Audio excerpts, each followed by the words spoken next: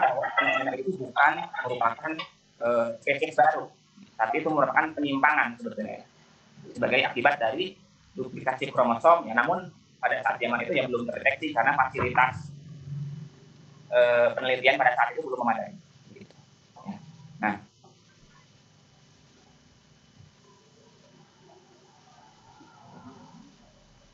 Nah, ini Bapak Ibu ya, ini Pak Ano.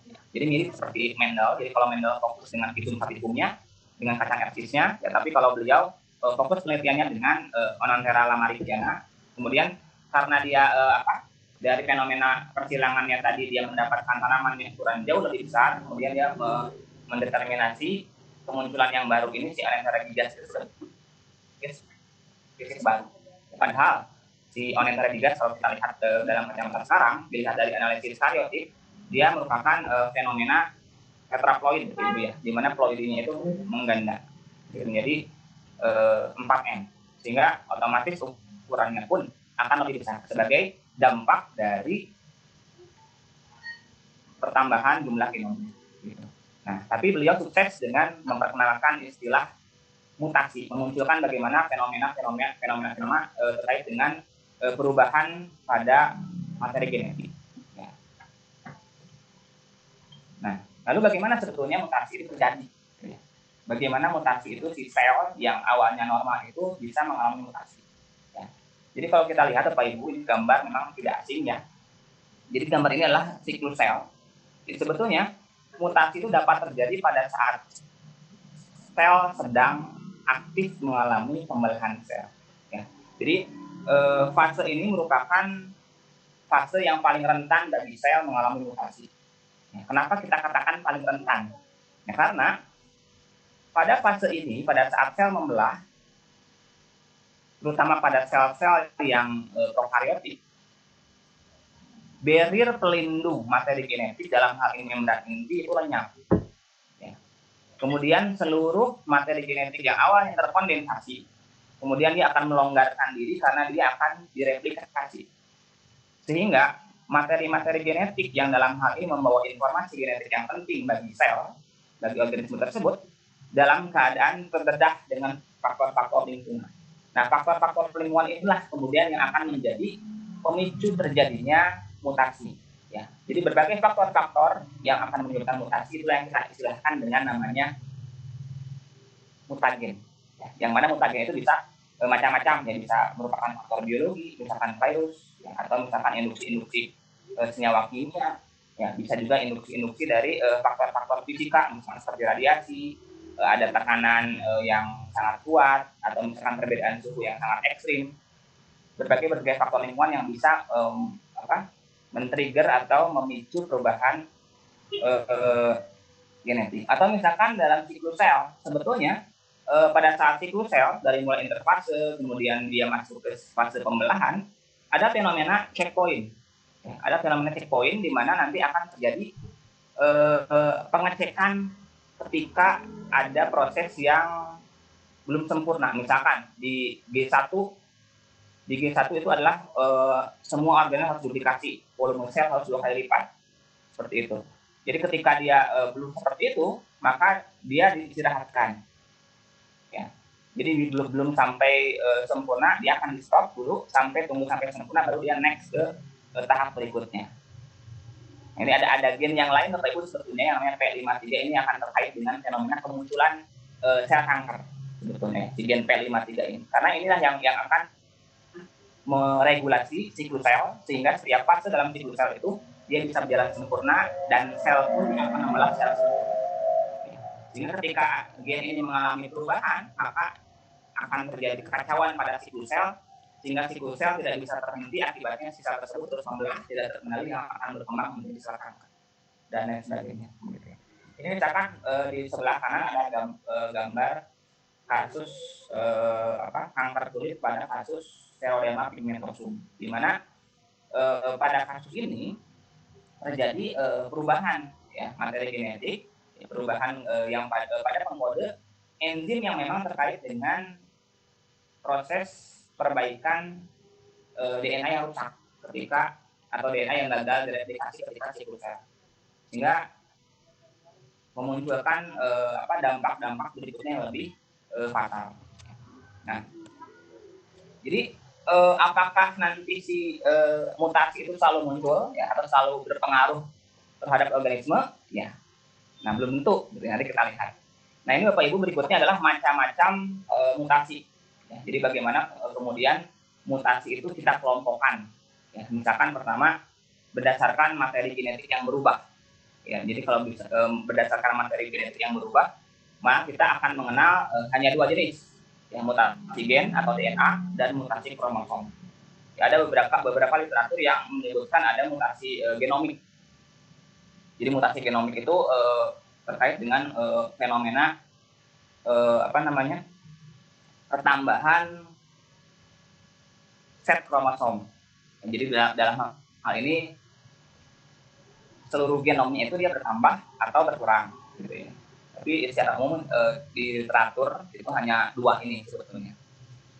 Nah, lalu itu berdasarkan jenisnya, ada yang mutasi gen berarti perubahannya pada mutasi pada gen atau pada DNA, dan mutasi kromosom pada level yang jauh lebih besar. Ya.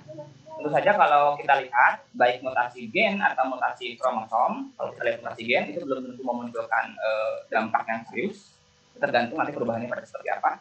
Tapi berbeda dengan mutasi kromosom, karena mutasi kromosom itu cakupan yang kromosom itu membawa atau berisi gen-gen yang banyak, sehingga ketika terjadi perubahan pada kromosom baik secara struktural atau dari segi jumlah, maka langsung berdampak pada fenotipik dari organisme tersebut.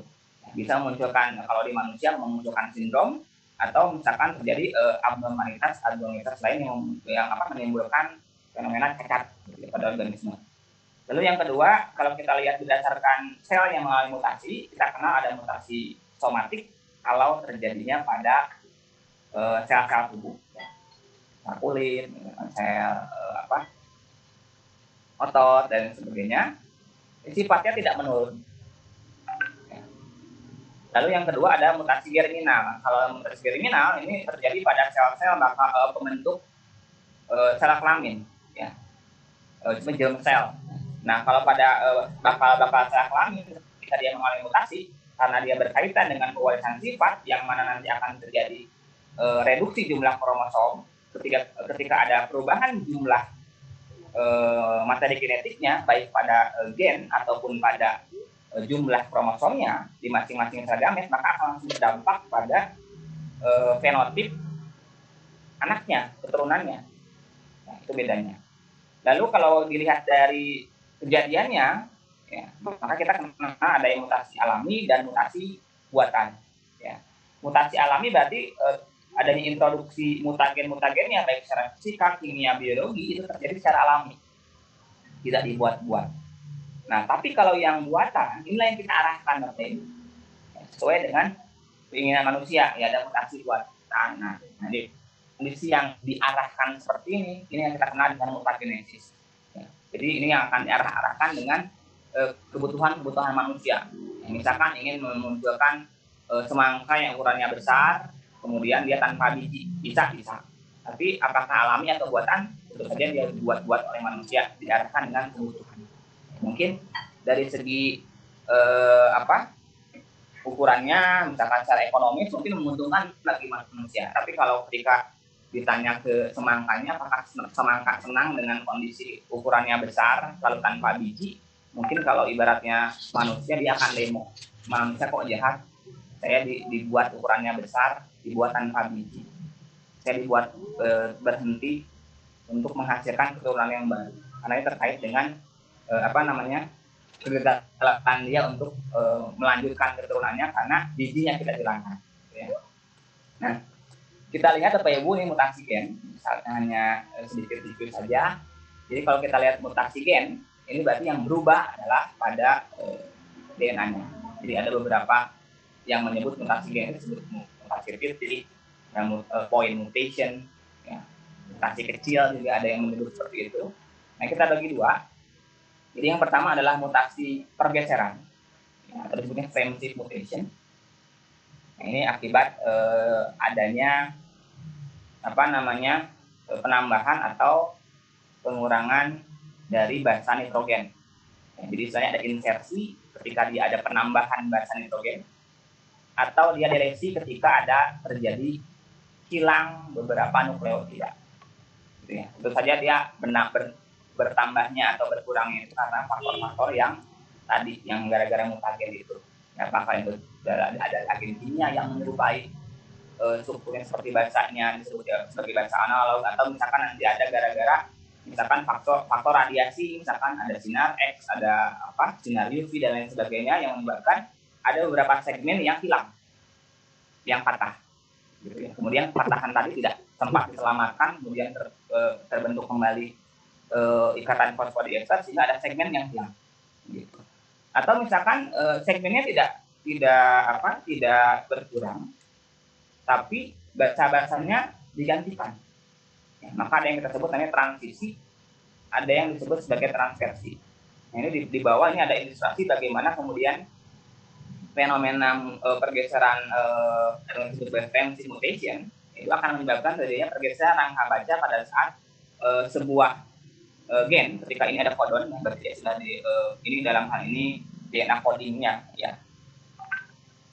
DNA codingnya kemudian ketika dia di transkripsi, maaf, nanti akan memunculkan protein yang berbeda. Harusnya di sini ada tirosin, lisin, arginin, glisin. Tiba-tiba setelah dia ada insersi, ada penambahan G di sini, harusnya dia urutannya ACA tetap threonin, kemudian dia berubah menjadi harusnya dia lisin karena dia nambah G, kemudian dia berubah. Kemudian terjadi rembetan perubahan yang akan menimbulkan fenomena abnormalitas pada produk dari gen tersebut. Begitu juga kalau hilang, sehingga dia akan istilahnya salah baca gitu ya, pada saat dia transaksi berlangsung ketika gen tadi diekspresikan. Jadi kita akan menentukan istilah wild type. Biasanya wild type itu adalah untuk istilah tipe liar, ya, organisme yang memang secara alami dia belum mengalami mutasi, tapi ketika dia sudah mengalami mutasi, kita sebut dia organisme yang mutan. Ya. Nah, ini fenomena substitusi. Ya. Jadi kalau transisi dia diganti dengan basa yang sejenis. Ya. Jadi kalau purin dia diganti dengan purin lagi. Ada adenin dengan guanin. Ya. Atau misalkan kalau pirimidin dia diganti dengan pirimidin lagi. Ya, seperti itu. Jadi dia diganti dengan basa yang sejenis. Umumnya yang transisi itu akan lebih sering terjadi dibandingkan dengan yang transversi. Jadi kalau transversi ini diganti dengan basa nitrogen yang tidak sejenis. Ya. Jadi purin diganti dengan pirimidin atau sebaliknya. Gitu. Nah, bagaimana tadi dampaknya bagi ekspresi gen, ya, bagi produk gen tersebut. Nah, jadi di sini ada 3 poin yang menjadi catatan bagaimana kemudian mutasi gen itu bisa berdampak pada produk proteinnya. Ya, jadi produk gen tersebut. Nah, jadi bisa yang pertama adalah mutasi diam. Ada yang nyebut mutasi diam, atau saya baca kemarin di bukunya yang itu nyebutnya mutasi sinonim. Ya.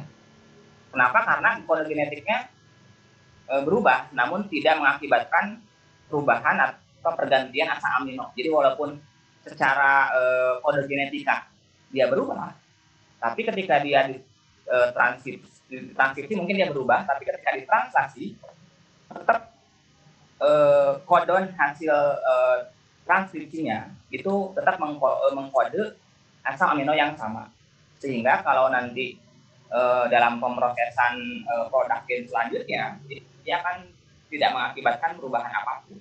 Maka kita katakan sebagai mutasi diam atau silent mutation, atau disebut sebagai synonym mutation.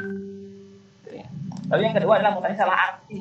Kalau kode yang dikodekannya tadi akan menyebabkan perubahan pada asam amino yang akan dihasilkannya. Jadi misalkan ini harusnya bahasa kodonnya ketika itu CCC harusnya prolin, tapi dia berubah menjadi threonin. Ya. Atau menjadi mutasi tanpa arti. Ya, jadi berubah menjadi kodon stop. Bisa dibayangkan ketika misalkan sebuah gen yang panjangnya itu misalkan 1200 basa misalkan, Kalau misalkan dia 1.200 baca, minimal ketika dia kita bagi 3, ada 400 asam amino yang akan dia ditranslasi secara sempurna, ya. Nah, tapi misalkan ketika terjadi nonsense, akan terjadi perubahan di tengah-tengahnya, misalkan menjadi stop, sehingga akan menimbulkan terjadinya fenomena translasi yang terhenti di tengah-tengah. Jadi produk yang harusnya proteinnya mengandung atau tersusun dari 400 asam amino, dia jadi berkurang, misalkan jadi 50 asam amino, misalkan jadi 150 asam amino, sehingga produknya akan berkurang lebih kecil. Ya, maka akan menimbulkan juga fenomena abnormalitas pada struktur produk dari gen tersebut dalam ini proteinnya, yang akan menyebabkan efek-efek yang serius kalau si gen-gen tersebut atau protein tersebut merupakan protein-protein yang fungsional atau protein-protein struktural yang punya peranan penting.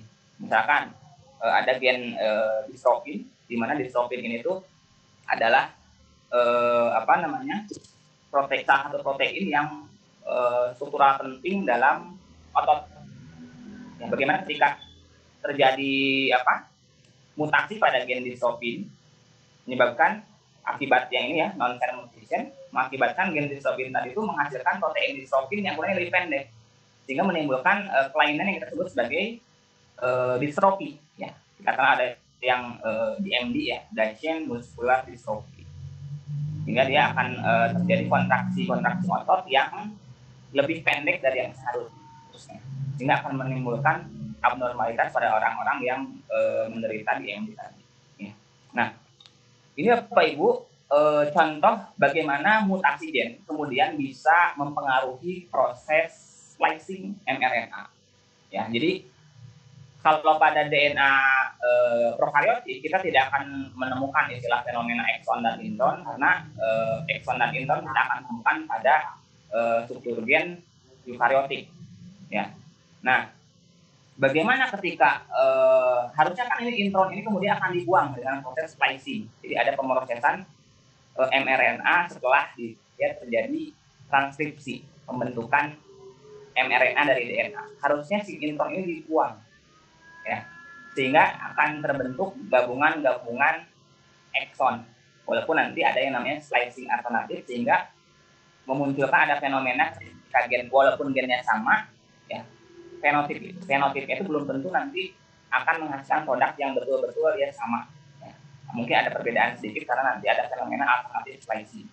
Nah, Bapak Ibu di sini ketika misalkan terjadi mutasi titik ya, point mutation pada urutan-urutan intron ya, yang harusnya dia dibuang, misalkan terjadi pergeseran, maka titik-titik yang harusnya dipotong yang akan dikenali oleh enzim pemotong intron ya, di SNOPs itu ya RNA inti kecil itu, kemudian dia akan menjadi salah mengenali, sehingga yang harusnya terpotong dia tidak potong karena dia tidak kenal mana situs yang harus dia potong karena situsnya sudah berubah, ya.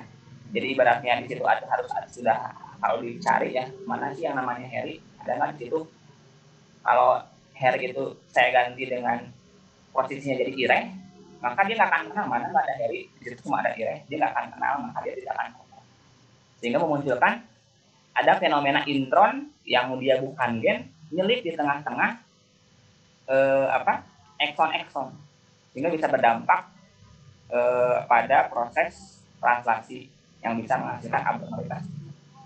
Jadi tidak hanya notabene gen-gen fungsional saja yang bisa berdampak serius pada mutasi gen, tapi ternyata mutasi-mutasi pada intron pun dia bisa. Nah, ini bagaimana poin mutasi itu kemudian bisa dideteksi. Ya, nah ini ada Northern blot. Northern blot itu bagaimana kita mendeteksi RNA. Western blot itu bagaimana kita mendeteksi produk dari DNA-nya dalam ini protein. Jadi RNA dengan protein merupakan dua-duanya sebenarnya produk dari gen. Jadi ketika misalkan ini wild type, ya, ini tipe yang liar, ketika dia diisolasi RNA-nya di Northern blot terdeteksi ada RNA-nya seperti ini, ukurannya sekian ya, entah berapa basa ini, lalu ini proteinnya pun dia di elektroforesis, kemudian di Western blot, itu diuji ternyata ada protein sekian, mungkin entah berapa dalton ukurannya. Kemudian ketika dia misalkan mutasi missense yang tadi ya, kalau dia miss, sebetulnya dia ukuran dari produknya tidak berubah ya, dari baik secara jumlah ya dia sama, tapi jadi secara kuantitas dia tidak berubah, tapi secara kualitas pun dia tidak terdeteksi di sini karena ukurannya itu sama, mirip. Karena jadi jumlah dari basa nitrogennya tetap 60, wild type 60, setelah mutan pun 60. Asal aminonya pun kalau misalkan wild type 60, karena dia missense hanya berubah jenisnya saja, asal aminonya tapi tetap 60. Jadi ketika di elektroforesis dia tetap tidak terdeteksi. Lain halnya dengan ketika dia non-sense, ketika dia misalkan dia silent, bisa jadi nanti dia akan jauh lebih pendek. Kan kalau dia melaju lebih bawah dia lebih pendek ya ukurannya. Kenapa? Karena tadi dia terhenti misalkan sebelum waktunya, sehingga dia akan menghasilkan fenomena asam protein yang memiliki susunan asam amino yang lebih pendek. Atau misalkan dia yang tadi yang ada insersi atau delesi, tergantung nih, ada terpanahnya ada dua, bisa lebih pendek, bisa lebih panjang, tergantung dia. Kalau dia nyisipnya di tengah-tengah, kemudian dia nanti bisa berdampak nonsen, maka dia akan jauh lebih pendek. Tapi kalau dia nyisipnya itu di bagian ujung, harusnya dia sudah mendekati codon stop, tiba-tiba dia ada insersi delasi, ya dia belum stop, dia malah melanjutkan proses transaksinya sehingga dia proteinnya akan bertambah. Gitu.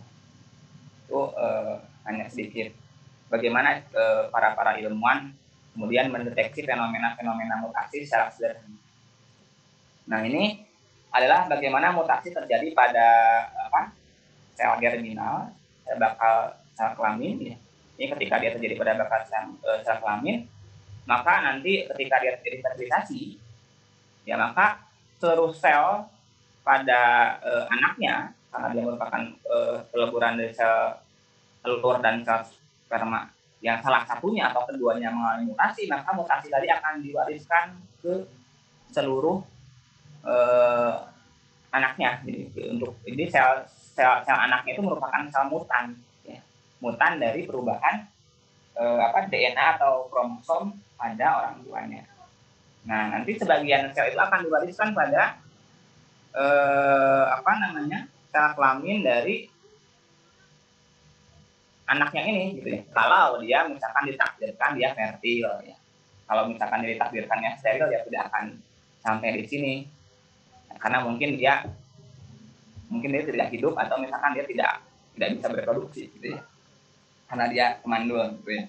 Nah, ini yang berikutnya adalah mutasi pada sel somatik. Bagaimana mutasi sel somatik pada kondisi awal di sini, pada saat dia fase pembelahan, misalkan pada fase morula atau fase belas tulang, misalkan dia ada gara-gara mutagen, kemudian dia ada sel yang mutasi, kemudian mutasi ini tuh akan menimbulkan terjadinya kecacatan. Ada beberapa sel yang berubah menjadi mutan.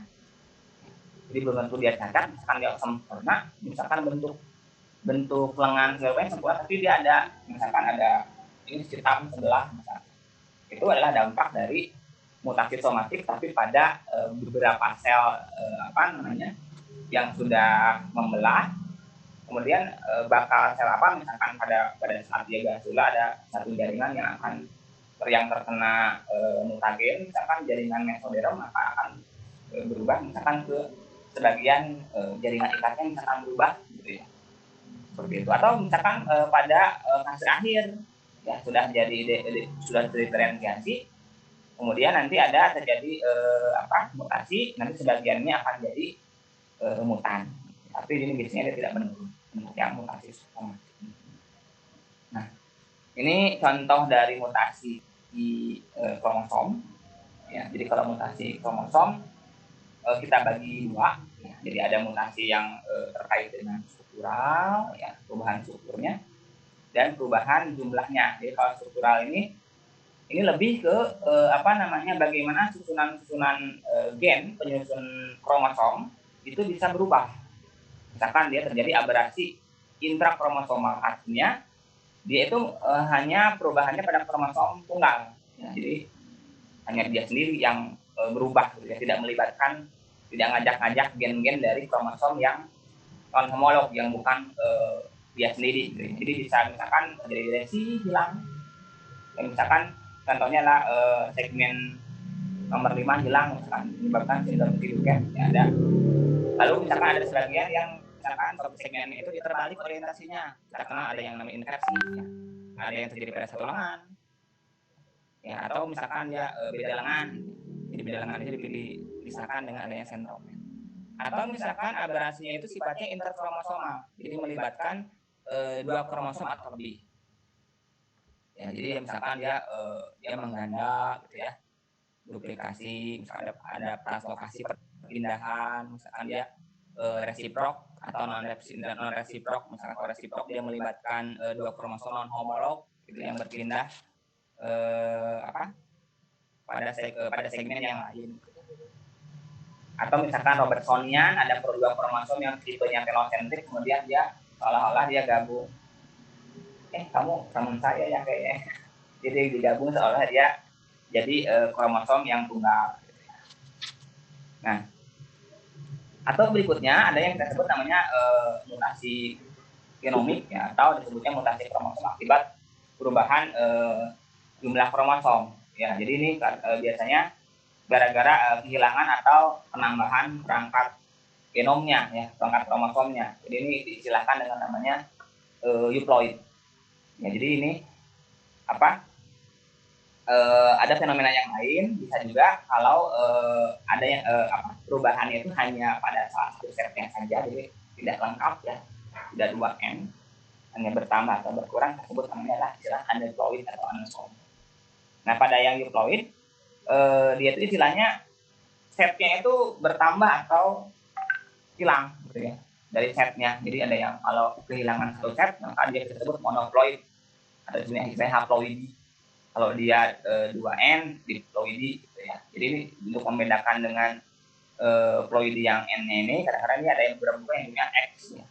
Pakai X, 2X, 3X, 4X, atau ada nyebut ya single copy, double copy, triple copy, dan lain sebagainya. Ini mungkin kalau induksi ini, ya, induksi kalau di lab itu misalkan biji diinduksi pakai polkisin sehingga dia terjadi gagal berpisah, menyebabkan terjadinya penggandaan pada jumlah genom yang tidak diikuti dengan segregasi genomnya, sehingga fenomena yang terjadi adalah satu selnya ukurannya yang besar, genomnya pun besar. Maka yang bisa memunculkan tadi ada semangka ukurannya besar tanpa biji, misalkan. Ya. Jadi kalau genom tunggal disebutnya monoploidi, diploidi, dan seterusnya. Kalau yang sudah tidak terhitung disebutnya adalah istilahnya poliploidi. Kenapa itu sudah? Nah, ini berikutnya adalah aneuploid. Ya, ini dia yang aneuploid, ada yang disebut anesomik, ya. Anu tidak, itu benar, aneuploidnya unitnya tidak benar, dalam hal ini unit genomnya yang dari tidak yang harusnya 2N, dia tidak 2N. Kenapa? Akibatnya gara-gara apa misalkan, ya, penyebabnya? Ini ada dua, ya, ada anafasilat. Anafasilat itu dia benang spindlenya tidak melekat secara sempurna ke kromosom yang seharusnya, sehingga ada kromosom yang dia bingung dia harus ikut yang mana, akhirnya dia tidak tersegregasi dengan sempurna, jadi akhirnya salah satu kromosom yang ikut ke sel yang mana, gitu ya, sehingga nanti dampaknya ada sel yang kelebihan kromosom, di sisi lain ada juga yang kekurangan kromosom. Atau non disjunction, ya, gagal berpisah. Ini salah satu dia gagal tersegregasi, kemudian tertarik ke salah satu kutub, kemudian nanti akan ada sel yang kekurangan kromosom, di sisi lain ada sel yang kelebihan kromosom. Nah, ini akan berdampak serius ketika terjadi pada sel-sel gamet. Maka nanti anaknya ketika dia sel gamet yang mengalami mutasi ini berhasil happy ending, terjadi fertilisasi, maka si zigotnya itu bisa dipastikan itu akan mengalami kelainan, ya, atau kita kenal dengan sindrom yang bermacam-macam. Misalkan ini dampaknya kita sebut ada dua, ya, kurangan atau kelebihan jumlah kromosomnya. Kalau kekurangan kita sebut hipoploidi, kalau kelebihan kita sebut namanya hiperploidi. Jadi biasanya hipoploidi dan hiperploidinya itu maksimal 2. Karena kalau dia sudah kekurangannya atau kelebihannya lebih dari 2, itu biasanya dia menjadi embrio yang letal atau embrio yang abortif, dia tidak akan berkembang. Nah, ini yang kekurangan misalkan yang monosomik ya, ada sindrom Turner, polisomik, ini biasanya dia letal. Misalkan yang kelebihan, tergantung kelebihannya berapa gitu ya. Kalau dia kelebihan 1 trisomik, kalau kelebihan 2 tetrasomik. Biasanya yang hidup namun cacat ini yang trisomik gitu ya. Biasanya saya mengingat dari operasi penjumlahan. Jadi kalau ini monosomik kan 2 kurangi 1, 1 kan mono, 2 kurangi 2 kan 0, noli, 2 tambah 1 kan 3 trisomik, 2 tambah 2 kan 4 tetrasomik. Itu hanya trik saya untuk mengingatnya. Dulu kan kalau siswa kadang-kadang suka ini ya, kata Sunda mah apa? Saya ingat gampang juga ini ya, lupa. Mengingatnya susah tapi lupanya pun susah, lebih mudah lupa malah kadang-kadang. Nah ini misalkan contoh dari dampak trisomik ya pada organisme, kita menunjukkan adalah istilahnya Down syndrome. Dan bagaimana fenomena bertambahnya satu segmen kromosom pada kromosom 21 bisa berdampak pada fenotipiknya, gitu ya, menghasilkan sindrom. Sesuatu kalau yang berlebihan pun kan tidak baik. Sama halnya dengan kromosom. Kromosom pun harus 2N, kalau kelebihan pun ya bukannya baik tapi malah tidak baik sehingga menghasilkan sindrom. Bikin kurang. Ini fenomena Down syndrome itu menunjukkan fenotipik yang khas ya, mulai dari mongolisme, kemudian jarak dahi dengan hidung yang sangat pendek, terus dia terlihat seperti selain somea ya, murah senyum ya, dia karena dia dahi dengan yang tertarik sehingga dia seperti ya murah senyum ya senyum terusnya. Gitu. Nah itu contoh kasus dari adanya kelainan aneuploid atau anosomik yang terjadi pada manusia. Nah lalu bagaimana kemudian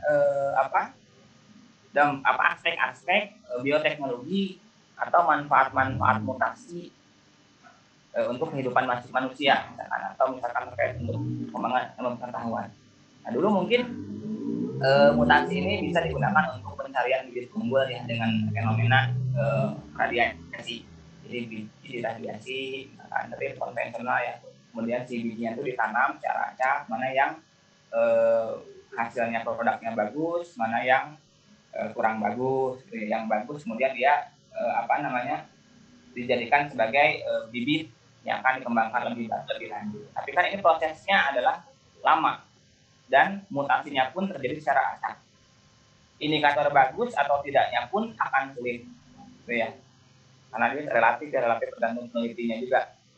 Lalu belum lagi masalah-masalah yang lain. Ya, atau misalkan nanti terkait dengan fenomena sterilisasi, gitu ya, bisa juga terkait dengan ini sih aplikasi dari mutagennya. Nah, bagaimana dengan perkembangan bioteknologi terkini terkait dengan mutasi, ya? Nah, misalkan terkait dengan cara apa itu ya? Sekarang kita masih dalam kondisi pandemi COVID-19 ya. Bagaimana para ilmuwan itu kemudian bisa mengetahui adanya mutasi-mutasi yang terjadi pada gen. Ya, bagaimana kemudian kita setiap orang itu dilahirkan unik. Karena ada satu atau dua basa yang berbeda dari yang lain. Kita mengenal ada yang namanya SNP, ya, single nucleotide polymorphism. Jadi adanya perbedaan basa nitrogen yang punya satu atau dua ini akan menyebabkan adanya perbedaan fenotip pada seseorang, walaupun gennya itu sama. Seperti itu. Nah, begitu juga dengan peristiwa mutasi. Jadi dengan analisa yang mirip seperti SNP, perubahan pada satu basa nitrogen itu bisa terdeteksi. Satu atau dua itu bisa terdeteksi dengan bioinformatika.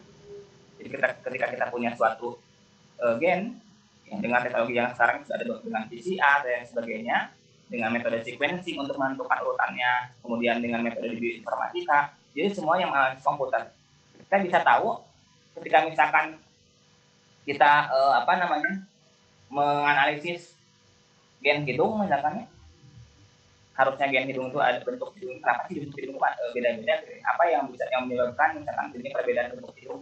Ternyata setelah analisis Smith ada yang berbeda itu pada urutan bahasa yang urutan sekian misalkan ya, tiba-tiba ada yang bentuk yang aneh gitu ya hidungnya tuh, maka ada yang ini kan disebut sebagai misalkan mutan ya, kok ini beda sendiri, apakah ini mutan, bagaimana kita mengetahui ada yang keunikan tadi. Maka ketika ada terjadi keunikan di mana yang lain tidak punya, ini yang bakal terjadinya mutasi gitu ya, misalkan misalkan itu di bakteri atau di virus itu kan hasilnya sangat cepat karena tidak ada barrier pelindung untuk materi genetik, dan mereka materi itu lebih sederhana. Apalagi bakteri kan tidak ada istilahnya intron, semuanya exon, sehingga perubahan sedikit akan menyebabkan terjadinya perbedaan pada sifat mereka. Nah, misalkan ini ada beberapa contoh kelainan-kelainan pada manusia yang disebabkan oleh mutasi, gitu ya. Misalkan ada hemofilia, gen yang terlibat faktor ke-9 dari pembekuan darah. Ini terjadi point mutation pada promoternya, ya, pada urutan gen yang terlibat dengan inisiasi ya, proses transkripsi, misalkan ya, dia yang menyebabkan terjadi berbagai kelainan. Bagaimana berikut juga dengan yang penyakit yang lain, disease, ya, sickle cell anemia, beta thalassemia, yang menyebabkan terjadinya abnormalitas pada globinnya. Nah, apakah kemudian masalah-masalah atau kelainan-kelainan ini itu bisa diperbaiki? Gitu ya. Bisa diperbaiki enggak? Misalkan kita tahu gen spesifik mana yang mengalami kerusakan. Kita tahu kan misalkan ya rusaknya adalah gen XA, apakah itu bisa diperbaiki ketika kita sudah tahu orangnya itu sudah lahir dan kemudian dia cacat. Nah, mungkin dulu itu menjadi hal-hal yang mustahil, tapi dengan perkembangan teknologi sekarang minimal bisa mengurangi sel-sel yang memiliki gen-gen yang abnormal tadi, kita ganti dengan gen yang abnormal tadi dengan gen yang dengan apa? Nah, kita punya perkembangan yang namanya terapi genetik. Ya. Jadi terapi genetik itu kemudian berkembang untuk mengganti gen-gen yang mutan, ya, yang menyebabkan penyakit itu dengan salinan gen-gen yang normal. Ya. Dengan atau misalkan menginaktivasi atau membungkam, ya, knock-out atau knock-down, ya. Jadi bisa dibungkam ekspresinya dihilangkan sama sekali, atau di knock-down dikurangi ekspresinya, ya. Sehingga gen yang mengalami mutasi tadi kalau dia dibungkam dia tidak mengalami ekspresi, ya, atau mengalami mutasi, atau sehingga dia mengalami malfungsi, sehingga efek dari kelainannya tadi dia bisa dikurangi. Atau masukkan gen interest yang memang tidak ada secara alami pada manusia, tapi karena kita tahu manfaatnya, kita bisa masukkan ke dalam tubuh untuk mengobati penyakit. Ya, namun lagi-lagi Bapak Ibu, hal ini terkait dengan ini kan, ada bioetik gitu ya, kita akan bahas. Nah, misalkan bagaimana misalkan hal itu bisa terjadi, ya. Ini misalkan ada dengan bantuan adenovirus misalkan, atau dengan lentivirus yang istilahnya dia bisa menginsersikan dengan sempurna DNA-nya dia, kemudian dia bisa mengambil alih dan diinsersikan ke DNA inti, ya, dan kemudian ditranskripsikan dan menghasilkan produk. Nah, kita manfaatkan sifat dari adenovirus ini, yang mana dia bisa masuk utuh dengan kapsid-kapsidnya, masuk dengan istilahnya endositosis, ya, kemudian dia di package, ya, dengan vesikula, kemudian setelah dia sampai ke pori inti, kemudian dia baru si kapsidnya hancur, kemudian nanti dia materi genetiknya masuk. Nah, ini gen penyebab atau apa penyakit pada si virus ini kita hilangkan, kemudian kita ganti dengan gen interest, sehingga dia bisa memunculkan gen-gen yang kita inginkan untuk bisa terekspresi di orang tersebut atau di sel tersebut yang kita tahu biasanya abnormal. Namun ketika dia diaplikasikan untuk manusia, lagi-lagi ini efeknya itu transien, hanya sementara. Ketika si sel tersebut mati gara-gara karena sel punya umur ya, gara-gara penuaan, senescence, kemudian dia mati, maka efek dari terapi gen yang tadi hilang bersama si sel tadi. Ya, karena dia harus makanya dia menjadi transien, ya, sementara harus terus continue di terapi gennya, tidak kayak obat. Ya. Nah ini terapi gen itu sebenarnya ibarat buah si malakama ya. Jadi dia di sisi lain dia itu baik, tapi di sisi lain juga dia ada apa dampak sosialnya, ada isu-isu bioetika terkait dengan terapi genetik ini. Bagaimana kemudian kita mengetahui suatu gen itu yang mengalami mutasi itu buruk atau baik? Ya, ketika dia mutasi malah jadi ganteng kan dia nggak jadi buruk ya. Nah, siapa yang memutuskan kemudian jadi normal atau abnormal? Ya. Kemudian karena dia itu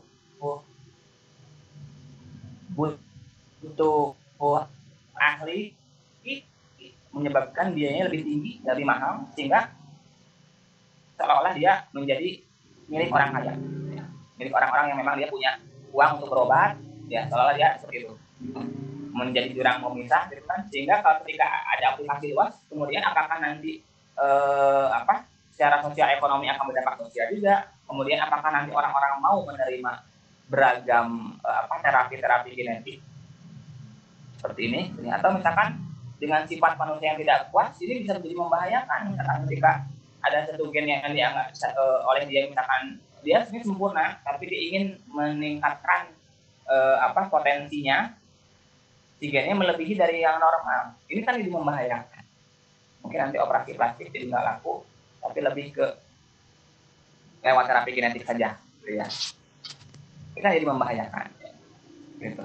Nah, ini Bapak Ibu yang berikutnya yang tidak jauh membahayakan, sebenarnya ini terkait dengan perkembangan ilmu juga ya. Ada yang namanya terapi genetik atau misalkan sebenarnya ini sih bukan terapi genetik kalau ini mah genome editing ya. Bagaimana mengedit genom ya, memanfaatkan ini prinsip ada namanya CRISPR ya, CRISPR-Cas9 ya. Jadi CRISPR-Cas9 itu dia adalah sebetulnya secara alami mekanisme pertahanan dari bakteri. Ya, jadi CRISPR ini merupakan akronim dari Cluster Regularly Interspace Short Palindromic Repeats. Jadi ada beberapa urutan-urutan yang palindrom. Ya, palindrom itu urutan-urutan DNA yang dibaca dari kiri dan dari kiri ke kanan atau dari kanan ke kiri itu urutannya sama. Ya, misalkan kayak CA, ya pokoknya dari kiri ke kanan dia sama lah. Ya. Nah, ini tuh urutan yang khas pada beberapa bakteri. Ya, jadi biasanya tidak hanya bakteri sih. Ini cuma kasus ini adalah pada bakteri. Nah, jadi sebetulnya CRISPR ini ternyata urutan-urutan yang palindromik ini, jadi di sini ada yang repeat ya Bapak Ibu, kalau kita lihat ini kasus pada Streptococcus thermophilus, bakteri yang digunakan untuk ini ya, yogurt bersama dengan Lactobacillus bulgaricus. Ini pada locus CRISPR-nya dia ada urutan DNA yang repeat, ya, urutannya ini. Nah, ini kayak ini tadi. GTT, TTG, TTT. Yang ini kan dari kiri kanan bacanya sama ya. Ini. Nah, ini maka kita sebut dia kalau ini kita tutup. Ini kita sebut namanya urutan yang palindrom. Nah, ini adalah ciri-ciri dari segmen-segmen yang merupakan segmen yang CRISPR tadi. Nah, ternyata dia ada spacer, ada urutan yang tidak diketahui nih, yang beda-beda, yang urutan itu ternyata unik. Sebetulnya urutan unik ini tuh untuk apa ya? Nah, ternyata si spacer surface pressure ini tuh adalah bentuk dari fenomena pertahanan bakteri melawan serangan bakteriofag, serangan virus yang menyerang dirinya. Ya. Jadi sama ternyata bakteri seperti manusia ya, ada kekebalan inet yang sifatnya bawaan dengan kekebalan yang adaptif ya. Nah, ternyata ketika dulu kita mengenal ada enzim restriksi ya, ada endonuklease, itu kan memang fenomena-fenomena yang dari beberapa literatur yang saya baca, begitu cara alami bakteri untuk melawan bakteriofag. Ya, tapi dengan fenomena si CRISPR ini ternyata bakteri itu bisa mengembangkan cara untuk bertahan ketika virus yang menyerang dirinya itu beraneka ragam. Ya.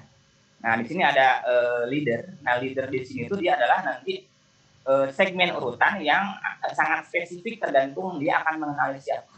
Dalam hal ini si bakteriofagnya. Nah, sebetulnya si repeat ini kemudian bisa kita gabungkan ya dengan sini nih, ada yang Cas ya. Jadi Cas ini tuh dia berasosiasi dengan si CRISPR locus ini ya. Si Cas-nya itu adalah untuk memfasilitasi fungsi dari si kompleks CRISPR ini untuk memotong-motong sebetulnya nanti materi genetik dari virus. Jadi Bapak Ibu ketika bakteri tersebut misalkan terjangkit dengan virus, si bakteri ini kemudian menyimpan bagian dari virus, segmen-segmen potongan-potongan kecil dari si genom virus tadi ya, untuk menyusun ini ya sistem si CRISPR case ini, sehingga ketika virus yang sama menyerang si bakteri ini, dia tidak akan menyerang karena dia sudah tahu, oh ini kamu sudah pernah menyerang saya. Kemudian dengan sistem ini dia akan memotong-motong si genom virus tadi, bakteriofag yang menyerang tadi, yang sudah pernah menyerang si bakteri ini. Gitu. Nah, lalu bagaimana dia nanti bisa mengenali secara spesifik gitu ya. Jadi misalkan karena ini di sini itu nanti dia ada leader. Nah, leader itu sebenarnya adalah gen yang akan urutan nukleotida yang memang secara spesifik itu dia sudah miliknya si untuk mengenali si DNA atau si RNA-nya si ini bakteriofag tadi, DNA bakteriofag tadi, sehingga dia tidak akan salah gitu. Jadi nah ini bagaimana kemudian si aplikasi ini kita gunakan untuk mengedit terjadinya kerusakan secara spesifik. Ya misalkan ini kasusnya adalah si Susan ya. Susan ini menderita sickle cell anemia diakibatkan oleh single DNA letter mutation. Jadi ada mutasi pada urutan spesifik ya. Nah, kemudian di sini kita harus membuat Bapak Ibu guide RNA ya. Jadi guide RNA itu sebenarnya sepotong urutan RNA pendek ya. Dia ukurannya sekitar 20 atau 20-an pasang basa ya. Nah, sebetulnya ini adalah pemandu siapa?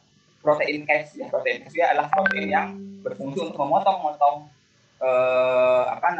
genomnya virus ya. Memotong-motong pada titik yang tepat gitu ya. Nah, jadi si pemandu ini sebenarnya urutan yang memang dia spesifik, tergantung misalkan kalau saya ingin siswa ini yang diperbaiki adalah sickle cell anemia gennya, ya gen yang penyebab yang mengkode untuk yang menyebabkan kelainan ini. Ketika kita tahu urutan gennya, misalkan dari ibaratnya urutan 1 sampai 100 yang mengalami mutasi, itulah urutan yang ke 16 misalnya. Maka kita hanya cukup mengetahui urutan dari nomor 1 sampai dengan urutan nomor 20 misalkan. Yang lainnya nggak usah, karena kita sudah tahu yang berubah itu adalah ke 16. Nah, kita harus tahu urutan yang awalnya, ya dari awal sampai akhir. Nah, si guide RNA itu dibuatnya itu adalah komplement dengan gen yang normal yang sebenarnya gitu ya. Tapi memuat nanti urutan yang akan kita ubah.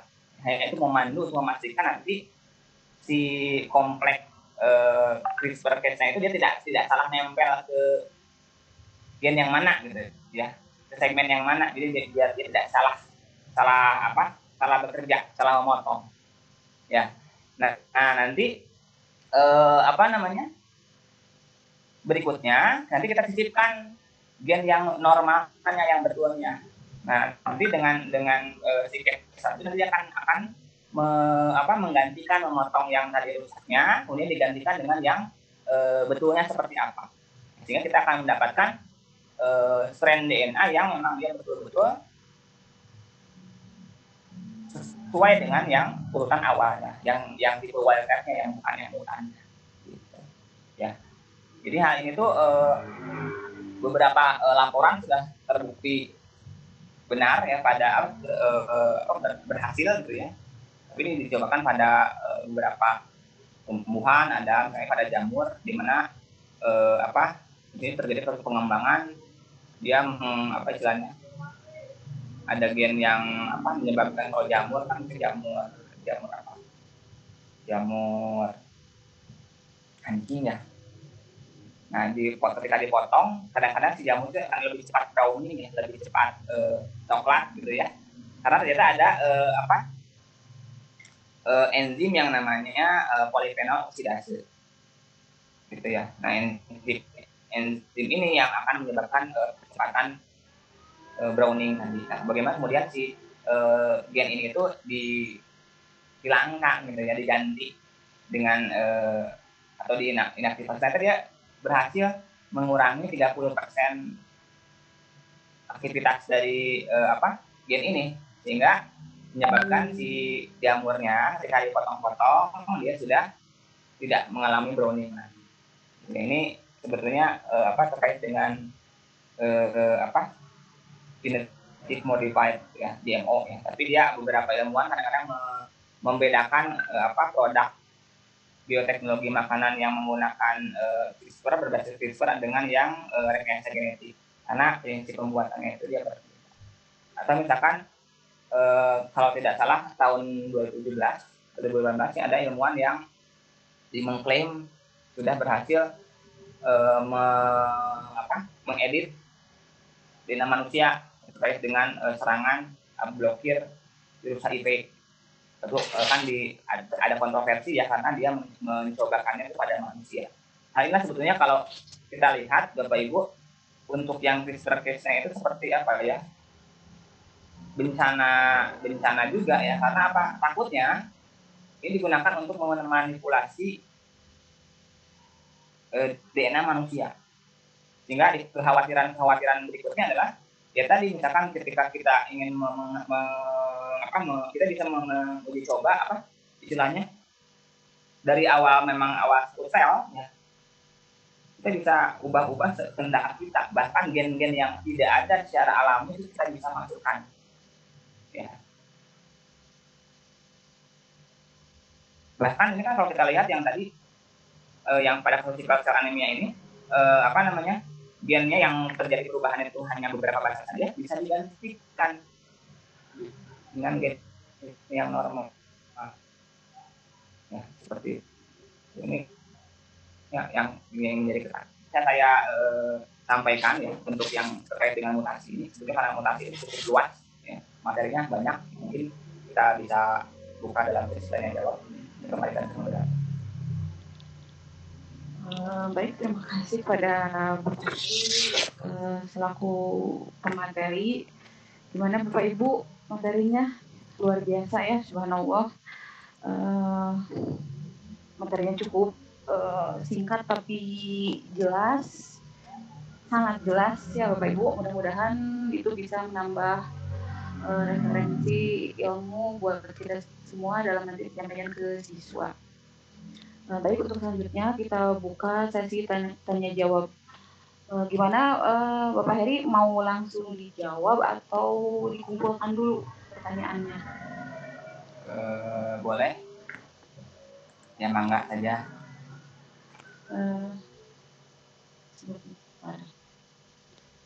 Kalau ada yang bertanya bisa langsung dijawab, saya jawab ya.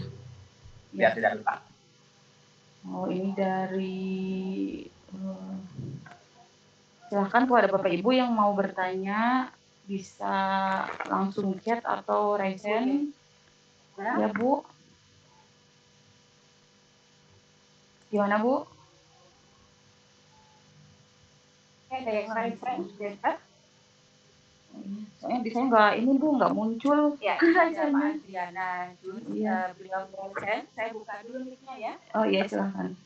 Nggak muncul saya di saya raise hand-nya. Nggak tahu jaringannya. Iya, nggak tahu jaringannya atau gimana nih Bu. Oh iya iya, ini baru ini. Pak Adrian ya. Adrian, silahkan Pak Adrian. Kayaknya Ibu Adrian. Oke, baik. Terima kasih Ibu Gagat. Materi yang sangat menarik Mas Jadi, sangat saintifik. Ya, halo. Bisa dengar suara kami? Iya, gimana? Jelas Pak, jelas Pak. Oke, baik. Yang pertama, Dengar apa? oh ya, baik, kami Adrianus Tetelego dari SMA Negeri 5 Palu. SMA Negeri 5 Palu, Sulawesi Tengah. Iya, ada 2 pertanyaan saja. Meskipun kami bukan guru biologi, tapi kami cukup tertarik dengan materi ini. Yang pertama, Pak, apakah kelainan kulit dan mata pada manusia yang kita sebut albion, kelainan albion, itu masuk pada kategori ini Pak, mutasi genetika albion. Yang kami lihat, ya. Yang kedua, apakah antigen dan antibodi berpengaruh dalam kerja mutasi gen ini, Pak? Terima kasih, hanya itu saja pertanyaan kami. Terima kasih. Baik, saya jawab dulu ya mungkin Pak Adrian, terima kasih. Ya, terima kasih Pak, walaupun bukan orang biologi ya. Nah, tidak apa-apa Pak, kan ilmu itu bukan hanya milik guru biologi saja. Ilmu biologi itu selama manusia hidup akan terus berkembang, gitu ya. Nah, kita jawab pertanyaan. Saya akan mencoba pertanyaan pertama tadi apa? Mungkin bukan albion Pak, albino mungkin ya. Nah, albino itu dia Albino, ya. Albino kelainan itu memang dia menurun ya Pak, resesif, yang dia menyebabkan pada penderitanya itu mengakibatkan apa? Malfungsi pada proses pigmentasi, ya pigmentasi kulit. Ya, dalam hal ini pembentukan pigmen melanin, yang mana pigmen melanin kan melanin itu diambil dari istilah melanom. Melanom itu artinya hitam. Sehingga ketika ini beruntung ketika melaninnya banyak, artinya tubuh kita akan terproteksi dari sinar UV. Itulah kenapa pada orang yang menderita albino, maka pigmen melanin itu dia akan hilang, tidak ada, sehingga warna kulitnya menjadi lebih pucat, ya putih tapi putih banget ya, sampai dengan warna rambut ya menjadi pirang, agak sampai alis gitu kan, sampai berpengaruh ke mata juga betul Pak. Jadi dia akan punya kekurangan ketika melihat tempat yang terang ya, kan cara matahari langsung, dia akan lebih cepat silau dibandingkan orang lain. Nah ini sebetulnya Pak, kalau dari awalnya itu dari mutasi juga, hanya mutasinya diwariskan ya. Seperti tadi ada somatik, ada gametik, berarti terjadi pada gametik. Awalnya dia mungkin memunculkan satu orang yang kena, tapi karena terjadi perkawinan makin banyak terjadi migrasi sana sini, dia menyebar ya. Sehingga fenomena ini ya sebenarnya merupakan proses awalnya dari mutasi juga. Cuma nanti dia bisa menyebar karena apa? Karena perkawinan. Dia bisa muncul karena apa? Karena sifat yang resesif itu dia bertemu. Jika ketika ada 2 orang normal, tapi dua-duanya merupakan pembawa gen albino, ya gen yang mengalami kerusakan tadi, ketika dia bertemu maka dia bisa menghasilkan keturunan yang alami. Lalu yang kedua tadi yang terkait dengan antigen dengan antibodi, apakah dengan berhubungan dengan mutasi. Nah, pengetahuan saya Pak, kalau antibodi sebetulnya terkait dengan bagaimana tubuh kita merespon benda asing. Ya. Jika ada benda asing yang berusaha masuk dalam tubuh kita, maka benda asing itu kita sebut sebagai antigen. Respon tubuh kita terhadap benda asing tadi mungkin nanti akhirnya bisa membentuk antibodi. Walaupun nanti tubuh kita kan sebenarnya agak sakti juga Pak ya, bahkan jauh pada level pertahanan sampai nanti dia akan membentuk antibodi. Tidak secara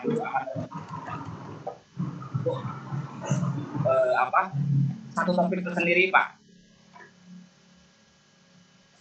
terkait dengan sistem imunitas. Terima kasih Pak Adrian, mudah-mudahan menjawab. Orang KT, maksudnya orang yang perawakannya sangat pendek. Orang yang perawakannya sangat pendek, orang KT, tapi dari kecil KT sampai dewasa KT, yang tetap hidup sebagai manusia normal, bahkan menikah dan punya keturunan. Apakah ini salah satu kelainan mutasi dalam tubuh manusia atau bagaimana? Nah ini tergantung Pak, nanti untuk yang fenomena kretinisme, ini namanya kretinisme Pak. Ada kretinisme, ada dwarfisme. Nah kretinisme beberapa ada yang merupakan turunan, tapi ada juga yang memang dia bukan karena turunan, tapi gara-gara kelainan gangguan pada saat pembentukan hormon. Jadi dia kekurangan hormon pertumbuhan Pak.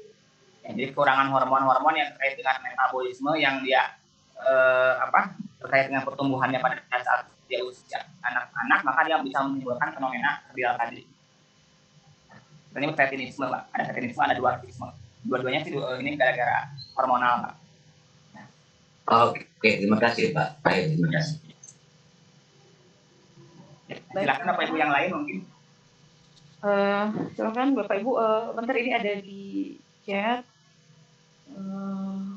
Mohon maaf sebelumnya kepada Bapak Ibu yang bertanya di lewat chat, tolong dicantumkan nama sama daerah asalnya Bapak Ibu. Ini ada yang bertanya, Bapak Heri, Assalamualaikum. Bapak Heri izin bertanya, mengapa ada kekhawatiran terhadap perubahan materi genetis tersebut sepanjang ada konsensus untuk perbaikan atau kesejahteraan manusia? Itu yang pertama, Pak. Ya, baik, dari ini ya, Pak Budi Raharjo ya. Itu Bapak atau Ibu? Bapak sepertinya. Ya. Iya. Ya, silakan langsung ditanya, dijawab aja. Ya, saya jawab dulu ya, takutnya nanti lupa. Oh iya, silakan Bapak. Mengapa ada kekhawatiran? Ya, Bapak Ibu, tidak semua mutasi itu berdampak baik, terutama bagi lingkungan. Ya, ketika sebenarnya nanti akan ada ini, memang baik untuk manusia, ya, memang menguntungkan bagi manusia, tapi ingat manusia itu hidup dengan lingkungan. Apakah nanti menguntungkan bagi lingkungan? Bagaimana ketika kita mengintroduksi, memasukkan gen yang secara alami tidak ada dalam organisme tersebut, kita lepaskan ke alam, kemudian nanti dia terjadi penyerbukan, kawin silang segala rupa, kemudian dia terjadi pencemaran sebetulnya, pencemaran genetik. Jadi pencemaran tidak hanya pencemaran lingkungan, tapi ketika kita mengotak-atik yang seharusnya tidak ada menjadi ada, sehingga kita akan mencemari juga pencemaran genetik. Makanya itu akan ada proses panjang ya terkait dengan diizinkannya atau tidaknya sebuah produk yang terkait dengan mutasi, terkait dengan bioteknologi ini kemudian dipasarkan ke masyarakat. Jadi memang ada ininya ya, ada aturan-aturan yang sangat ketat ya. Seperti itu. Jadi memang ada kekhawatirannya di situ Bu. Bahkan di luar negeri itu terkait dengan ini ya, beberapa produk yang merupakan produk rekayasa genetika dalam ini GMO itu harus ada label khusus ya, dan tidak semua orang itu menyetujui, bahkan takutnya itu orang-orang mengira itu bisa menyebabkan alergi. karena memang beberapa produk itu bisa menyebabkan alergi pada beberapa orang, sehingga itu menjadi concern atau kekhawatiran pada beberapa orang. Itu mungkin ya, Pak Budi ya. Pak Budi Ya. ya. Mudah-mudahan puas ya Pak Budi untuk jawabannya. Kita beralih ke pertanyaan berikutnya, masih lewat chat. Ini dari Bu Herlina ya, kalau nggak salah Bu Herlina. Apakah penyakit vitiligo bisa disembuhkan dengan pemotongan gen? Itu pertanyaannya Bapak. Ya. Silahkan. Baik. Ini kalau saya tidak salah ya, vitiligo itu kalau tidak salah mirip dengan albino ya, jadi dia ada spot-spot putih gitu ya. Jadi yang vitiligo ini tuh tidak akan terlihat ketika orangnya albino biasanya, karena fenomena vitiligo itu dia akan menyebabkan kehilangan pigmen-pigmen tapi hanya pada sebagian kecil area tubuhnya, dan ini merupakan gangguan yang genetik. Ya, dia memang tidak mengganggu fungsi fisiologis sistem-sistem yang lain, tapi dia akan mengganggu penampilannya. Jadi dia ada pola-pola jadi kayak istilahnya kalau Bapak Ibu punya tanaman daun bahagia ya namanya, dipen bahia, yang daunnya hijau ada spot-spot putih, itu yang terjadi pada orang yang vitiligo. Ya, ini kalau dia terkait dengan yang tadi bisa disembuhkan atau tidak, di terapi genetik mungkin dia tadi bisa ya, tapi dia efeknya transien sementara, tapi pasti muncul lagi karena dia di terapinya itu setelah dewasa. Artinya sebetulnya gen vitiligo tadi yang mengalami atau penyebab yang vitiligo tadi sudah ada di semua selnya, tapi dia terekspresinya di kulit, sehingga dia bisa dikurangi dengan terapi gen, tapi dia tidak bisa disembuhkan. Nah, pemahaman saya ini. Gimana Bapak Ibu? Ibu ini Ibu Herlina ya. Bu Herlina. Ya. Kita lanjutkan ke pertanyaan berikutnya. Mau chat atau raise hand dulu Bu? Gimana Bu? Ini soalnya sudah banyak nih yang raise hand juga. Gimana pertanyaan juga udah antri? Ini banyak ya. Iya, alhamdulillah Bapak ramai sekali malam ini. Mohon maaf ya kalau tidak bisa jawab ininya. Kalau tidak terjawab semuanya bisa lewat ini nanti. Mungkin panitia bisa di-emailkan pertanyaan, jadi saya jawab. Langsung ini ya ke Bapak ya.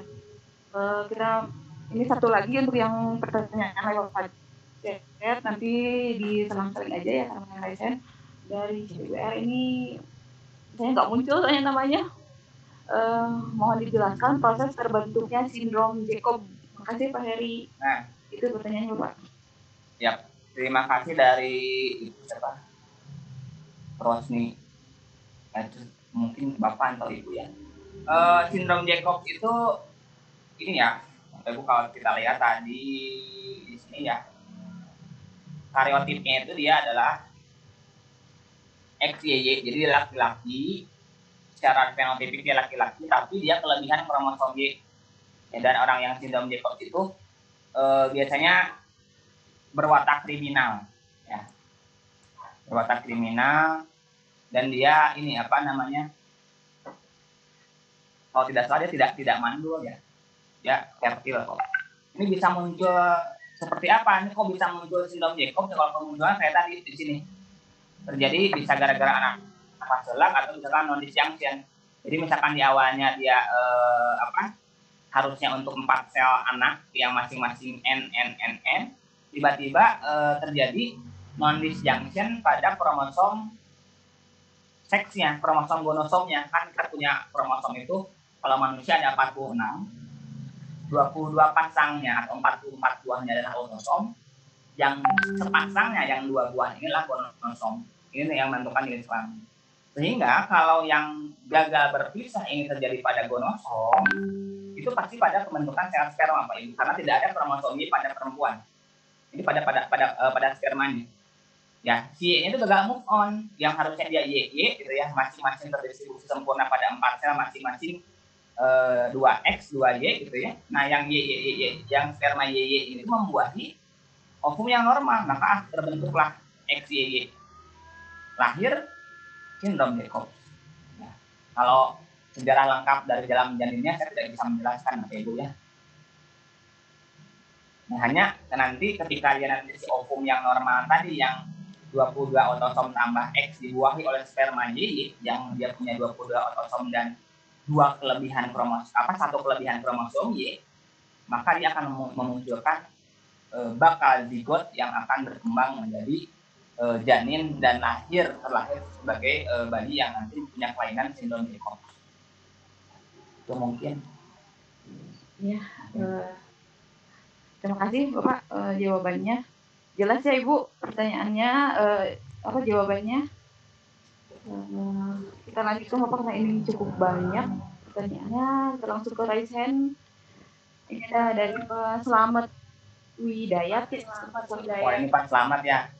Ya, Apa kabar Pak Slamet? Ini dari SMA 1 Cibeber kalau nggak salah. Ya, Bapak. Pak Slamet. Halo Pak Slamet. Halo, assalamualaikum warahmatullahi wabarakatuh. Pak Heri. Alhamdulillah Pak Slamet, apa kabar? Alhamdulillah akhirnya kita bisa berkomunikasi lagi setelah sekian lama. Alhamdulillah Pak Heri diberi kesempatan untuk berbagi materi dengan kami.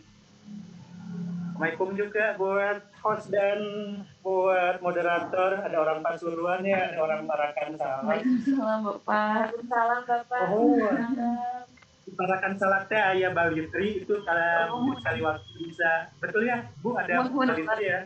Mohon Terus dipakai buat buat materi MGMP biologi berbagi nih sekali waktu. Oh, boleh Bapak. Ya, itu saya pernah main ke sana. Mau penelitian Bapak? Ya, betul. Pak Heri, Kita diantos Bapak. Iya Pak. ya, saya mau sedikit nanya nih tentang yang lagi ramai aja, yaitu tentang COVID-19. Ya. Tentang virusnya. Dia kan virus RNA ya, kalau nggak salah ya. Yap. Dan salah satu virus ini kan kita lagi berusaha keras untuk membentuk vaksinnya. Tapi katanya pembuatan vaksinnya kan seperti vaksin untuk virus-virus yang lain, yang satu kelompok SARS, kemudian MERS dan sebagainya. Itu kan karena virus ini sering sekali bermutasi, sehingga kita akan menghasilkan vaksin. Bahkan beberapa mutannya katanya bisa lebih agresif dari jenis mutan yang lain. Pertanyaan saya sebelum saya nanti ditanya sama anak-anak dan tidak tahu jawabannya, ya, kenapa virus-virus ini gampang sekali bermutasi? Ya, apakah karena dia virus RNA atau alasan lain? Kemudian jika virus ini bermutasi, itu apa efeknya kepada si virus tersebut? Ya. Kemudian apa efeknya kepada sel-sel inangnya? Mungkin itu saja pertanyaan saya. Terima kasih, saya menunggu saja di seberang sini. Ya, baik. Assalamualaikum warahmatullahi wabarakatuh. Waalaikumsalam. Ya baik, terima kasih Pak Slamet ya. Dia guru saya ya dulu zaman saya masih SMA, beliau suka membimbing siswa-siswanya mengikuti lomba, dan pas saya ketemu sama beliau, pas mahasiswa juga masih ketemu, pas sudah kerja juga masih ketemu dengan beliau. Alhamdulillah. Nah, terima kasih Mas Slamet, pertanyaan yang bagus ya. Kita masih dalam situasi pandemi yang dihadapkan dengan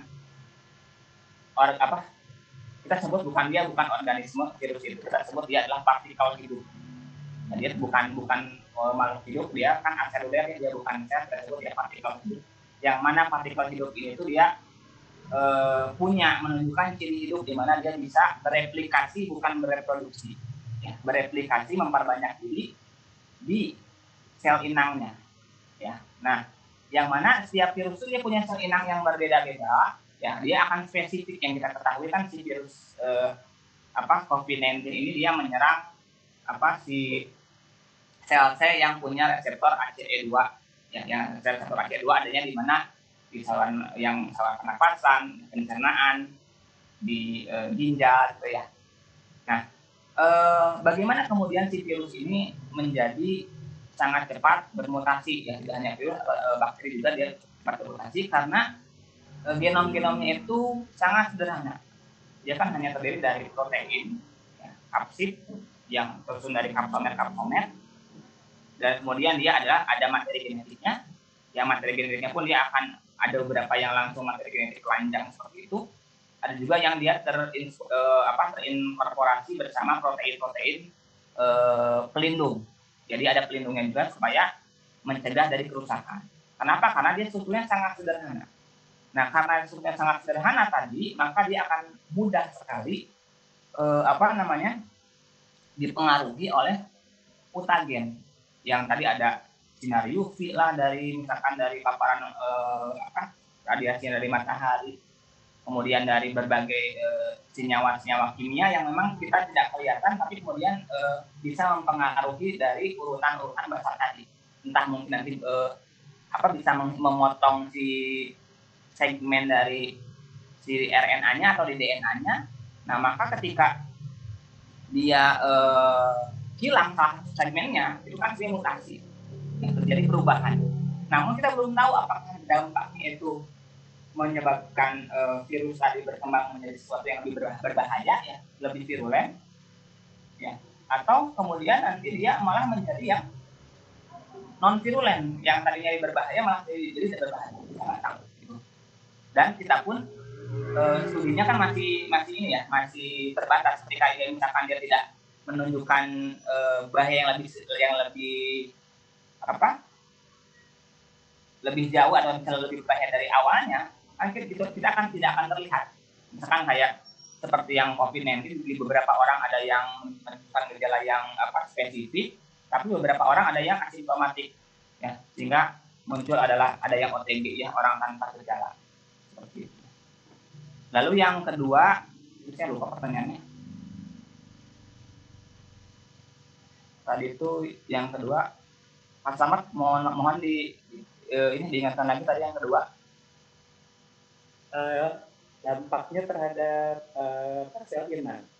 Oh iya, dampaknya terhadap sel inang. Nah, bisa saja nanti Pak, ketika misalkan karena sebetulnya genom virus itu dia adalah unik, dengan bermodel genomnya itu kemudian bisa membentuk satu komponen virus yang utuh, bisa saja nanti dia mutasinya itu dia malah menghilangkan komponen-komponen penting yang bisa mengenali sel inang, sehingga si virus tadi itu tidak bisa mengenali sel inangnya. Jadi ibaratnya gembok dan kunci, virus itu kuncinya, gemboknya ada di sel yang inangnya, si kuncinya itu patah, sehingga dia tidak bisa menempel di gemboknya, tidak bisa membuka gemboknya. Maka si virus tadi ketika dia menempel atau ketemu dengan sel yang hidup, dia tidak bisa masuk dan menginfeksi. Bisa seperti itu. Ya. Nah, jadi dampak ke sel inangnya seperti apa? Kalau dampak ke selnya itu karena dia kan sel inang itu kan yang ditumpangi oleh virus. Jadi dampak secara tidak langsungnya tidak akan terlihat kalau si virusnya tidak menyerang. Itu mungkin sederhananya, Pak. Jadi mungkin tidak berdampak apapun untuk si sel yang menjadi inangnya, ya.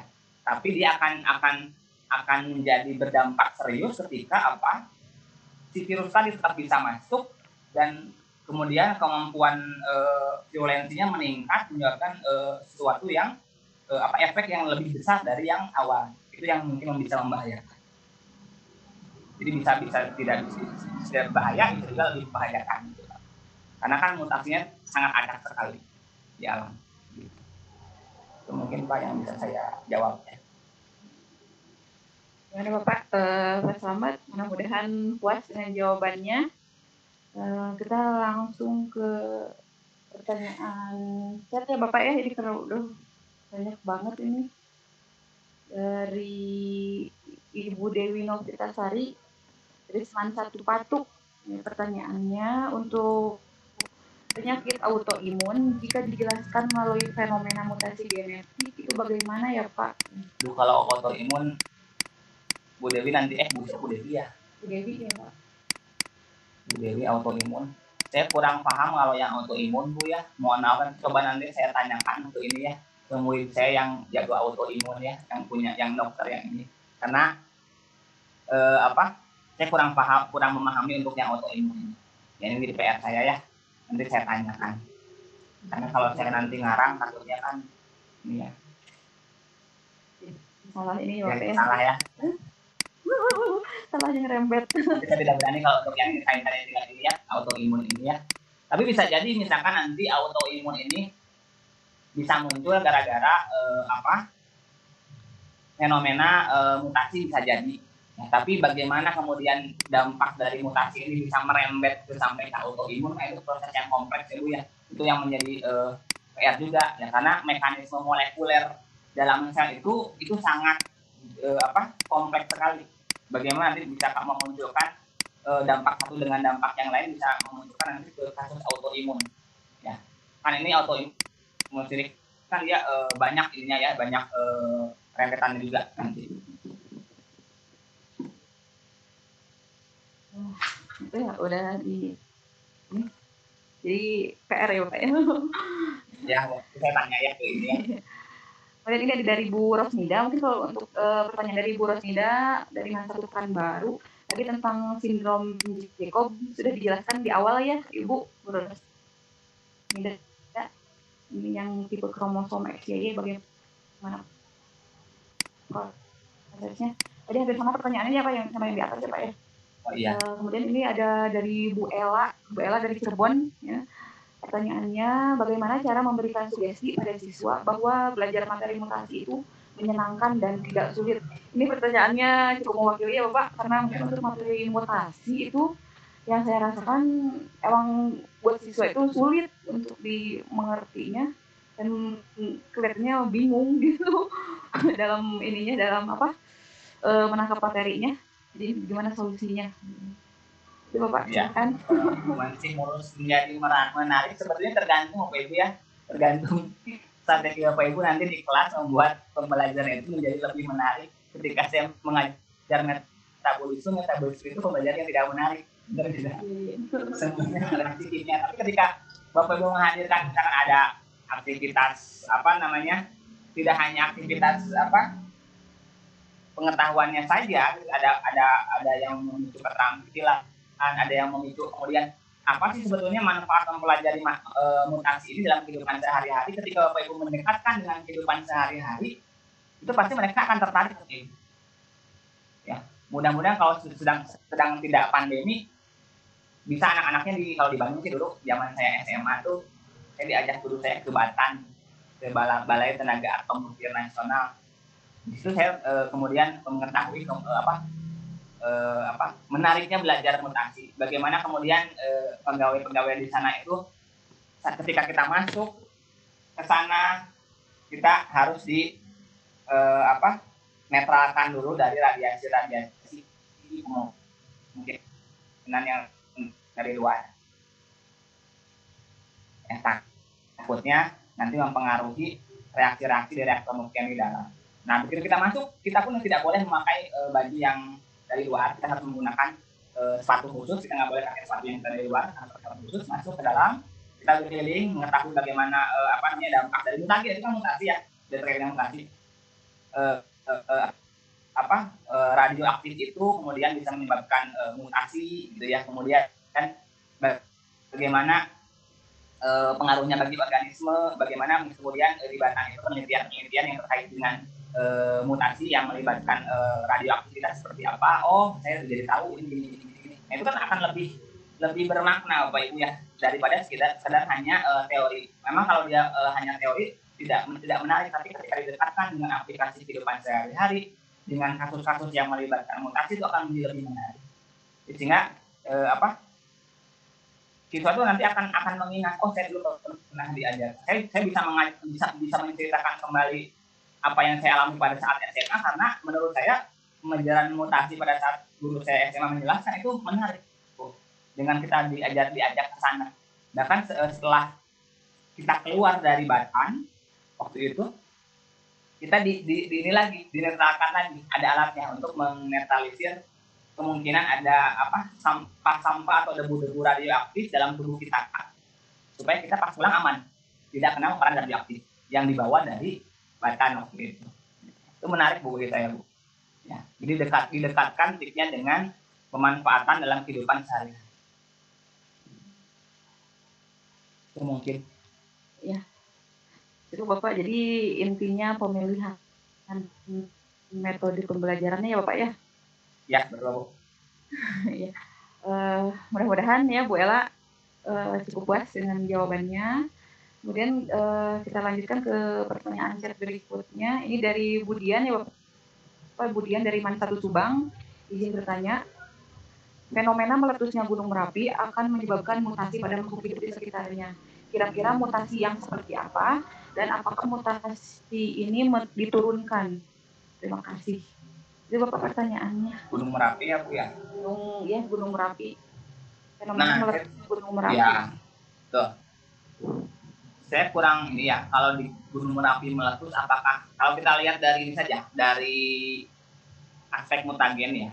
Tadi mutagen bisa mutagen fisika, mutagen kimia, mutagen biologi. Apakah nanti ketika dia Gunung Merapi meletus itu ada zat-zat kimia yang kemudian dia bisa membahayakan atau bisa merubah gen atau tidak?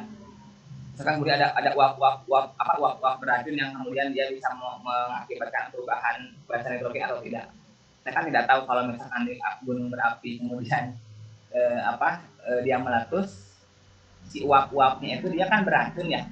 Nah, level racun itu seperti apa nanti dia bisa mengubah materi genetik atau tidak. Ketika dia bisa mengubah materi genetik, maka fix itu bisa menyebabkan terjadinya mutasi. Tapi saya belum membaca bagaimana si gas-gas ini tuh kemudian bisa memunculkan mutasi tergantung gasnya Bu. Nanti ada gas apa juga, ada memang ada yang mutasi, tapi tidak semua gitu ya. Lalu misalkan apakah nanti dari letusan tadi itu memunculkan adanya radioaktif atau tidak? Kalau dia ada radioaktif maka nanti ada partikel-partikel entah itu aktivitas radioaktifnya ada menghamburkan partikel alfa, beta, gamma dan lain sebagainya. Itu juga bisa memunculkan mutasi karena dia si radiasi itu bisa kemudian memutus ikatan fosfodiester dan merusak ikatan hidrogen sehingga segmen itu terputus, kemudian bisa jadi hilang ya, kemudian dia segmen bisa mutasi. Tapi kalau dia misalkan gennya kemudian dia hilang atau dia jadi mutasi, tergantung juga apakah dia nanti terekspresi atau tidak. Kalau dia mutasinya hanya pada satu sel, kemudian selnya itu mati hilang, ya maka perubahan tadi hilang, maka tidak akan berdampak apapun pada organisme. Seperti itu. Tapi kalau mutasinya menyebabkan terjadi mutasi pada sel bakal sel kelamin, menyebabkan terjadi perubahan pada gen-gen yang fungsional, maka sudah dipastikan dia akan diturunkan generasi berikutnya. Mungkin yang bisa saya jawab. Baik, terima kasih Bapak. Ini ada satu lagi pertanyaan chat sebelum kita beralih ke raise hand. Assalamualaikum. Ini bahwa sudah ditemukan COVID yang telah bermutasi dan 10 kali lebih ganas di Indonesia. Namanya D614G. Dengan menginfeksi COVID mutan tersebut ke manusia, apakah DNA manusia juga akan bermutasi? Oh, COVID aja belum berakhir ya Bapak ya? Sudah muncul lagi yang baru. Gimana tadi Bu? Mohon maaf. Ini sudah ditemukan COVID yang telah bermutasi dan 10 kali lebih ganas di Indonesia, namanya D614G. Dengan menginfeksi COVID mutan tersebut ke manusia, apakah DNA manusia juga akan bermutasi? Lupa pertanyaannya. Ya. D614G. Dengan ya. Kalau ya mutasinya saya pernah dengar memang ya ada dari beberapa ada yang berkembang di Australia, ada yang berkembang di Singapura, ada yang berkembang di Cina. Memang dia kalau tidak salah dia ada perbedaan dua bahasa ya. Kemudian ada yang penurunan, ada yang ini menurun, yang ini meningkat karena dia beda strain dengan yang lain. Kalau masalah lebih ganas 10 kalinya saya tidak bisa memastikan karena saya belum pernah baca itu 10 kali lebih ganas. Mungkin nanti bisa di-share literatur yang 10 kali lebih ganas itu dari siapa, dari mana gitu ya. Karena saya belum membaca sih. Karena untuk mengurangi stigma paranoid ya biar sistem imun saya kuat. Ya saya membaca ya secukupnya saja. Dia tidak membuat jadi stigma paranoid gitu ya. Nah itu yang 10 kali lebih kuatnya saya belum bisa memastikan. Cuma kalau misalkan ketika dia masuk ke dalam tubuh kita, dampaknya seperti apa? Ya tadi seperti kita lihat misalkan pada beberapa orang yang memang dia imunnya bagus, dia tidak akan berpengaruh apa-apa. Misalkan nanti dia tidak akan menimbulkan gejala, misalkan dia jadi OTG ya. Tapi tubuhnya apakah nanti akan mengenali virus tadi sebagai benda asing? Ya, tentu saja. Jadi makanya kan nanti ada yang reaktif terhadap rapid test ya. Reaktif terhadap rapid test berarti kan nanti dia akan terbentuk respon terhadap kemunculan si atau masuknya si virus di dalam tubuhnya. Tapi karena kekebalannya bagus, sistem kekebalan tubuhnya itu dia akan menghentikan aktivitas si virus tadi sehingga tidak bisa menyerang ke sel-sel yang menjadi target dia, yang tadi yang punya reseptor ACE2. Sehingga dia tidak akan berdampak pada beberapa orang yang sistem imunnya bagus. Tapi pada beberapa orang yang punya sistem imunnya kurang baik ya, atau pada orang-orang yang komorbid yang sudah punya penyakit bawaan, maka ini akan berdampak serius karena kan kita ketahui bersama bahwa si COVID-19 itu kan menyerang ke sistem pernapasan ya, karena dia ada reseptor ACE2-nya, karena dia yang diserang adalah bagian vital dari tubuh yang mana dia akan memberi asupan oksigen dan segala rupa yang bisa membantu seluruh aktivitas metabolisme kita. Ketika dia ada penyakit bawaan, maka penyakit bawaan itu akan menyertai atau memperparah dampak dari si COVID-19 ini, akan lebih membahayakan. Untuk sel kitanya seperti apa ya, dampaknya seperti biasa-biasa saja, tapi karena dampaknya tadi disertai dengan penyakit bawaan yang bermacam-macam ya, pada pasien tersebut yang kena infeksi tadi itu bisa lebih menurun, lebih cepat berdampak. Itu mungkin Bu dari saya. Ya, terima kasih Bapak. Kita lanjutkan ke Raisannya Bapak, waktunya 15 menit lagi. Ini masih banyak ya. Terasa ya Bapak ya. Ya. Kita masuk ke ini ada Bapak Adriana. Bapak Adriana. Ini Bapak Adriana ini Opa enggak ya? Halo Opa? Oh bukan kayaknya Bu. Adrian Kellor. Adriana. Ini aja. Bu Gimana Bu? Pak Saleh sudah saya buka ini. Saleh Labe Hani ya. Dibuka duluan ya. Bapak Saleh. Assalamualaikum Bapak. Bu, apakah teori yang dikemukakan oleh Halo Bapak Saleh. Dari mana Bapak? Dari mana Bapak? Selamat malam Bapak.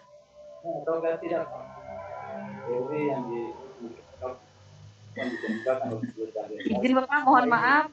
Bapak Saleh dari mana Bapak? dari Ambon Bu. Oh dari Ambon ya. Selamat malam Ambon.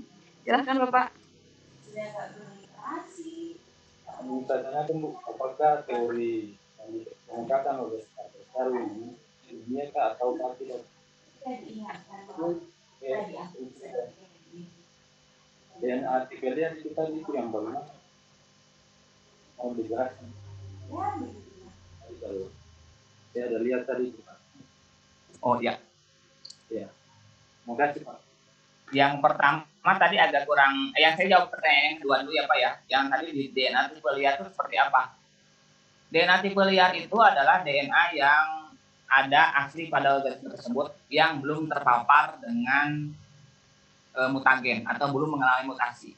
Jadi masih original. Ya, kalau ibaratnya barang masih segel, baru dibuka, itu bentuknya penampakannya itu disebut dia tipe liar, kualitasnya seperti itu. Tapi ketika dia sudah dipegang-pegang, sudah dipakai selfie, sudah diinstal segala rupa, maka kita sebut dia sudah menjadi mutan. Itu Pak. Ya. Jadi bentuk penampakan DNA yang wildcat seperti apa, ya maka kita harus mendapatkan yang originalnya seperti apa dulu. Baru kita mendefinisikan adanya perubahan itu, patokannya dari itu. Jadi ketika misalkan kita menjadikan patokan DNA ini adalah sebagai wildcat-nya, itu yang dipatokkan. Kemudian kalau dia ada perubahannya kita merujuk ke DNA itu. Ya. Jadi maka kalau ada berubah dari patokannya itu, kita sebut dia adalah mutan. Jadi wildcat itu yang kita anggap sebagai dia yang tidak berubah. Gitu ya. Terus yang pertama tadi samar-samar Pak Soleh tadi apa yang teori Darwin ya? Iya. Suaranya kurang jelas. Kurang jelas, tadi pertanyaan bisa diulang Pak. Yang Bapak Saleh.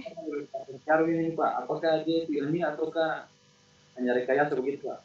Baik. Charles Darwin sebetulnya kan itu teori evolusi Pak. Yang teori evolusi yang basisnya itu kan dia ada dasarnya sebetulnya. Charles Darwin itu dia berpendapat bahwa seleksi alam itu merupakan penyebab evolusi gitu kan.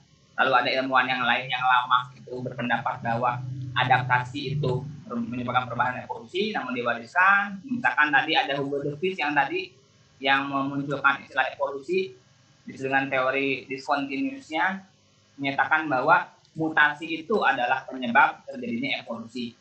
Jadi kan hanya sebatas teori. Jadi teori-teori itu adalah gagasan-gagasan ilmiah yang disertai dengan bukti-bukti yang saintifik menurut dia yang terbukti benar.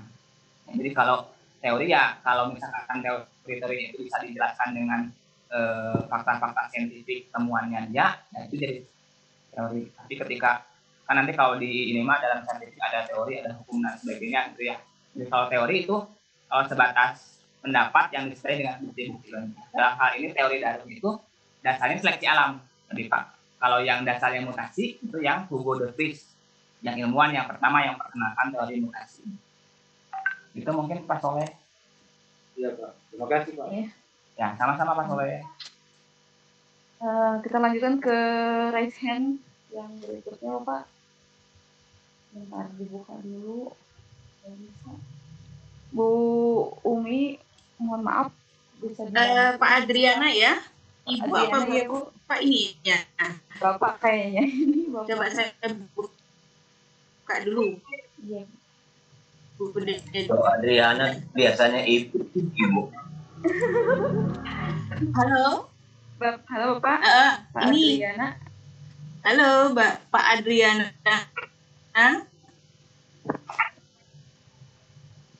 Pak Adriana.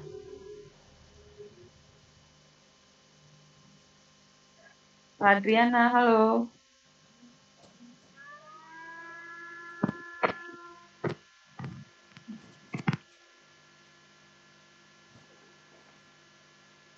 Pak Adriana, ada nggak ya ini? Atau yang berikutnya aja, Bu?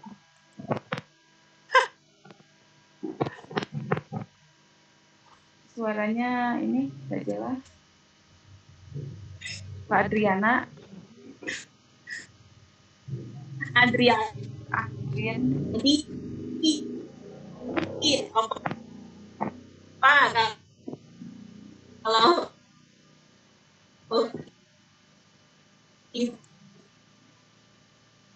suaranya keputus-putus, Bu. Tuh.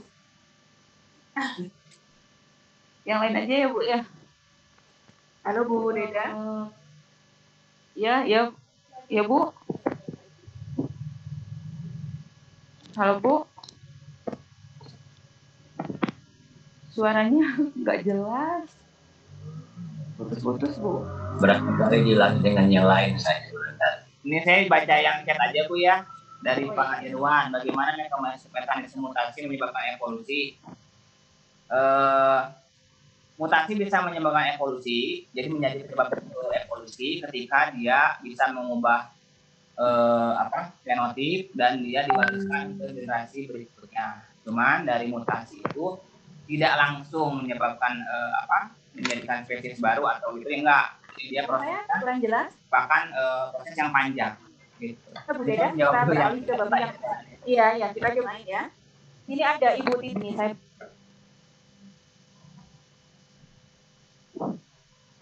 Halo, gimana Bu?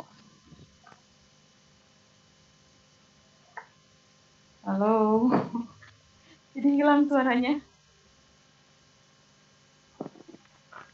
Hilang Banyak Bu. Bu Deda. Iya, gimana jaringannya kayaknya?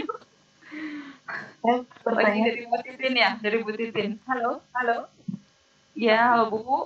Silahkan Bu. Iya, Bu Titin. Bu Titin. Bu Titin, halo. Tadi Pak Irwan, mutasi yang diwariskan, mutasi tidak diwariskan kalau terjadi pada sel somatik, Pak. Kalau terjadi pada sel germinal, pada sel gamet, maka itu dampak mutasinya bisa diwariskan ke generasi berikutnya. Nah, mutasi yang diwariskan ke generasi berikutnya inilah yang akan menjadi cikal bakal akan berdampak pada proses evolusi. Yang tadi yang proses evolusi kan tidak merupakan perjalanan yang panjang, tidak serta-merta langsung, dan itu pun masih perdebatan karena masih berupa teori.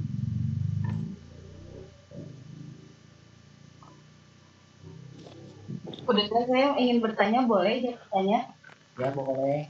Silahkan Ibu Ica. Iya, tadi sudah ditanyakan ini oleh siapa tadi, Pak Irwan ya, pada Bapak tentang mekanisme mutasi sebagai mekanisme evolusi. Karena memang sepanjang yang saya baca dan saya ketahui, namanya evolusi itu kan berarti menghasilkan suatu spesies baru, sedangkan yang namanya mutasi itu sampai saat ini belum bisa menghasilkan spesies baru, seperti itu ya Pak? Kalau untuk menghasilkan spesies barunya itu perjalanannya panjang. Jadi bisa jadi mutasi itu bisa menjadi penyebab munculnya spesies yang baru. Tapi tidak langsung proses yang instan. Berarti ada kemungkinan bisa menghasilkan spesies baru ya dengan mutasi itu? Ya, tapi itu prosesnya tuh panjang, bukan proses yang instan. Jadi kalau misalkan menghasilkan fenotip yang memang betul-betul berbeda, kemudian dia bisa interhibisasi, bisa kawin silang hingga menghasilkan keturunan berikutnya, tidak mandul, maka itu bisa kita katakan itu spesies baru. Tapi kan itu prosesnya panjang. Ada faktor-faktor lain juga yang bisa menyebabkan munculnya spesies baru. Baik. Terus kemudian pertanyaan berikutnya nih Pak, saya tertarik tadi dengan yang sindrom Jacob dan sindrom Triple X ya. Itu kan sindrom Jacob itu memiliki daya kriminal atau apa tadi kata istilah Bapak ya? Ya. Tadi dikatakan bahwa sindrom Jacob dan Triple X ini psikopat gitu Pak. Jadi kadang saya bertanya, psikopat itu kenapa sih bisa muncul adanya psikopat? Apakah memang sindrom Jacob dan Klinefelter ini Triple X ini bisa dikatakan sebagai cikal bakal psikopat seperti itu? Itu. Ya, kalau untuk psikopatnya ini saya harus orang psikologi yang bisa menjelaskan arah psikopat itu seperti apa gitu ya. Yang jelas nanti kalau pada orang-orang yang sindrom Jacob itu jadi pada saat masa ini kalau kita lihat fenotipiknya normal ya seperti anak-anak normal biasa, cuman pada saat masa kanak-kanak itu mereka akan lebih aktif ya, lebih aktif dari orang-orang yang normal gitu ya. Terus dia akan cenderung mengalami penundaan kecerdasan ya, bukan kecerdasan normal gitu, tapi dia akan mengalami penundaan maksudnya kematangan mentalnya. Mereka lebih tertunda dibandingkan dengan anak-anak yang lain, walaupun itu normal ya itu. Nah kalau misalkan karena aktivitasnya yang berlebihan ini, yang aktivitas setinggi ini, kadang-kadang kalau di sekolah bukan masalah kan ya. Nah kemudian gara-gara kelebihan yang sifatnya ini, memunculkan adanya sifat-sifat yang memang dia berwatak kriminal. Dia ingin berbuat jahat kepada orang lain. Mungkin kalau misalkan arahnya ke psikopat seperti apa? Kalau psikopat sendiri kan nanti ada ininya ya. Ada tes psikologinya juga, apakah dia kategori psikopat atau bukan, apakah nanti dia dari sindrom Jacob itu dia nanti mengarah ke psikopat atau tidak. Yang jelas nanti kalau sindrom Jacob memang dia berwatak kriminal. Jadi banyak dulu kasus-kasus kriminal yang ada di penjara kelas kakap itu ternyata setelah dianalisis karyotypnya itu dia punya kelebihan kromosom. Kalau yang sindrom Triple X itu kan pada wanita ya, itu sindrom wanita super. Jadi kalau yang wanita super ini non-disjunction-nya itu pada yang ovum, bisa pada ovum, bisa pada sperma sebetulnya ya. Nah, biasanya pada umumnya pada ovum gitu ya. Nah, jadi seorang perempuan itu dia punya kromosom X yang lebih dari 3. Biasanya ini kasus yang langka ya, biasanya 1 dari 1000 kelahiran umumnya dia ada kasus ini. Gitu. Berarti sifatnya sama dengan yang Jakob tidak Pak? Kalau yang sifatnya itu saya belum pernah baca ini sifatnya kriminal ya untuk yang sensitif X ini. Oh ya. Iya. Ya. Ya, Yang saya tahu sih fungsi motorik berbicara terus kematangan seksualnya itu dia agak-agak tertunda gitu. Kalau yang si sindrom triple X ini. fertil atau steril Pak? Ini ada yang fertil, ada yang steril. Sebenarnya kalau yang sindrom ini itu dia kadang-kadang menyebabkan kematian steril. Tapi nanti karena dia abnormal, maka beberapa kasus yang fertil ini untuk yang sindrom wanita super, anaknya juga dia ada yang bisa muncul mirip seperti ibunya, seperti itu lagi atau normal. Karena kan nanti si jumlah set kromosomnya itu dia punya kromosom gonosom yang ganjil, maka nanti akan ada kromosom sel anakannya yang kelebihan jumlah kromosom, maka dia akan kemungkinan mewariskan kembali kelainan yang sama dari induknya. Jadi untuk yang wanita super memang ada yang beberapa yang fertil, ada juga yang steril. Tapi karena aktivitas X-nya lebih tinggi, banyak juga yang kasusnya itu menopause dini untuk yang triple X ini. Itu yang saya ketahui. Mungkin Bapak Ibu bisa mencari informasi yang lebih lanjut. Itu saja Bu Dela, sementara itu saja. Ada banyak yang lain atau Bu? Bu. Ini waktunya udah 25.9. Mungkin satu lagi Bapak ya. Ya boleh. Ada pertanyaan kaitannya dengan yang barusan Bapak. Sebentar. Ini dari Bu Juria dari Lampung mau bertanya, benarkah sifat kriminal itu terkandung di kromosom Y? Mungkin tadi kaitannya dengan yang itu ya, yang sindrom Jacob ya Bapak ya kalau nggak salah. Ya, kalau sifat kriminal banyak terkandung di kromosom Y. Sebenarnya kan kalau ini harus dilihat dari ini ya Bu, saya harus lihat analisis peta kromosom di kromosom Y itu dia mengkode gen apa saja. Kan dengan kemajuan Human Genome Project itu semua gen-gen yang ada dalam semua kromosom sudah terpetakan ya.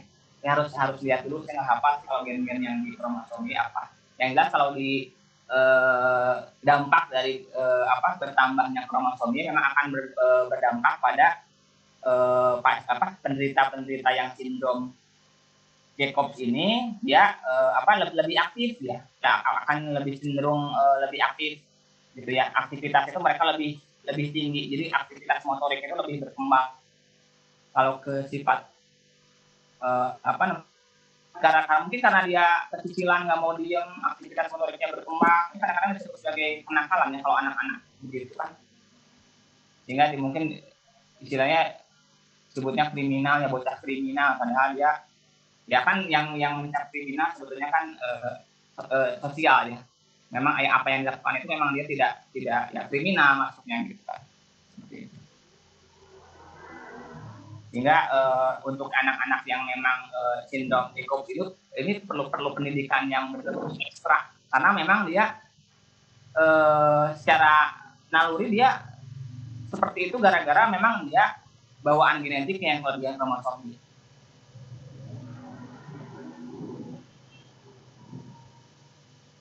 Saya Pak. Yep. Ini masih banyak sekali materinya. Coba rata-rata minta ini link materi. Ya boleh. Share ya Pak nanti. Mungkin untuk pertanyaan yang lainnya bisa nanti langsung cek ke Bapak atau lewat email sama panitia ya Bapak ya. Ya boleh. Ini masih banyak sekali dan waktunya sudah jam 21:02. Gimana Ibu, Bu Umi gimana? Ini mau ditutup aja atau tambah lagi pertanyaannya? Tanya ke Neng Wani dulu. Oh iya. Wani, gimana Neng? Sudah saja Ibu. Udah saja ya. Ya, gitu ya. Ya, mungkin mohon maaf kepada Bapak Ibu yang sudah mengajukan pertanyaan tapi belum sempat terjawab secara langsung. Jadi nanti kami panitia akan merekap pertanyaan dari Bapak Ibu dan nanti akan ditanyakan langsung ke pemateri, bisa lewat email ya Bapak Ibu ya. Atau bisa Bapak Ibu bisa langsung email langsung ke Bapak Herinya, Bapak gimana Pak? Boleh tidak? Oh ya mau. Kalau saya sedang luang, saya ini ya, saya beri jawabannya. Iya. Atau mungkin lewat WA kalau terkendala dengan email. Gimana Bapak dikasih nomor WA-nya? Nomor WA-nya. Ya boleh, tapi jangan ini ya Bu ya. Misalkan kalau ini biasanya kalau saya ada beberapa guru sih yang suka bertanya, yang rajin bertanya gitu ya. Saya jawab kadang-kadang, tapi mohon maaf kalau misalkan di jam-jam kerja kadang-kadang agak ini ya, agak slow motion gitu ya. Slow motion. Slow respon gitu. Slow respon gitu ya. Iya. Ini kalau udah nggak connect begini, ini kadar gula darah saya udah nurun berarti. Oh iya, lelah ya Bapak ya. Perjalanan jauh. Mungkin boleh diketik di chat Bapak nomor WA-nya. Ngerti Iya, juga kalau boleh diizinkan. Boleh email. Iya. Email boleh.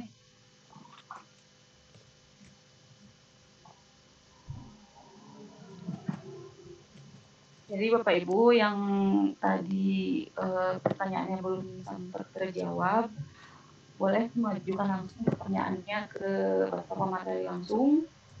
Nanti pemateri akan share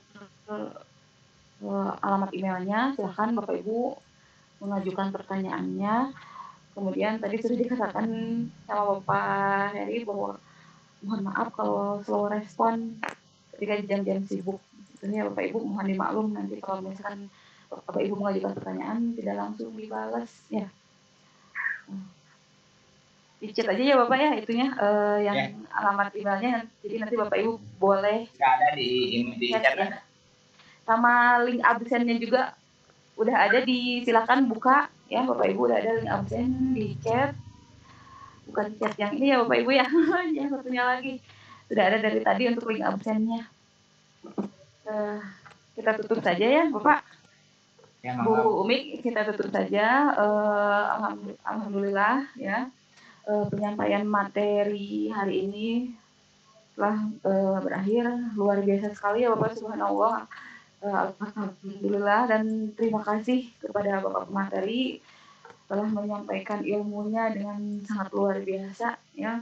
Mudah-mudahan itu menjadi sangat bermanfaat dan ladang amal buat kita semua. Amin ya Allah ya Rabbal alamin.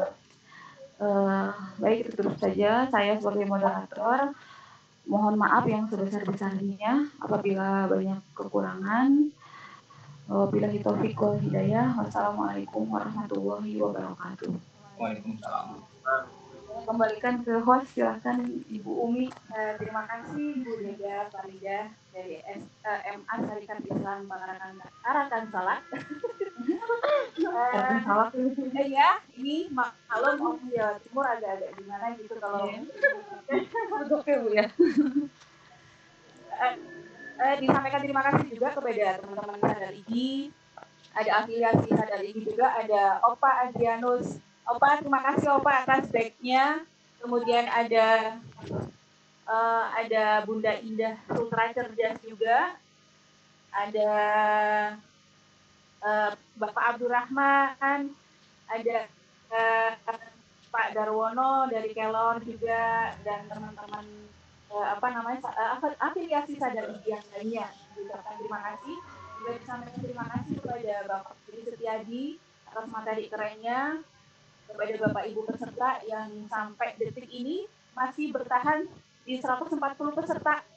Alhamdulillah. Karena materinya sangat luar biasa sekali Bapak. Terima kasih. Mungkin itu untuk selanjutnya kami tutup dulu. Semoga ini menjadi Amin. ladang ibadah bagi kita semua ya, bagi tim MBB, bagi Pak Heri juga, bagi kita semua. Sekian saya sebagai host, apabila ada kurang dari perkataan saya sampaikan, mohon maaf yang sebesar-besarnya. Saya haturkan ini, ada parian dari Jawa Timur, Bu Deda. Ya, Ibu. Gimana? Pariannya gini, keripik gedang, keripik ketelo, cukup semanten, atur kawulo. Apa itu? Silakan ditranslate ya.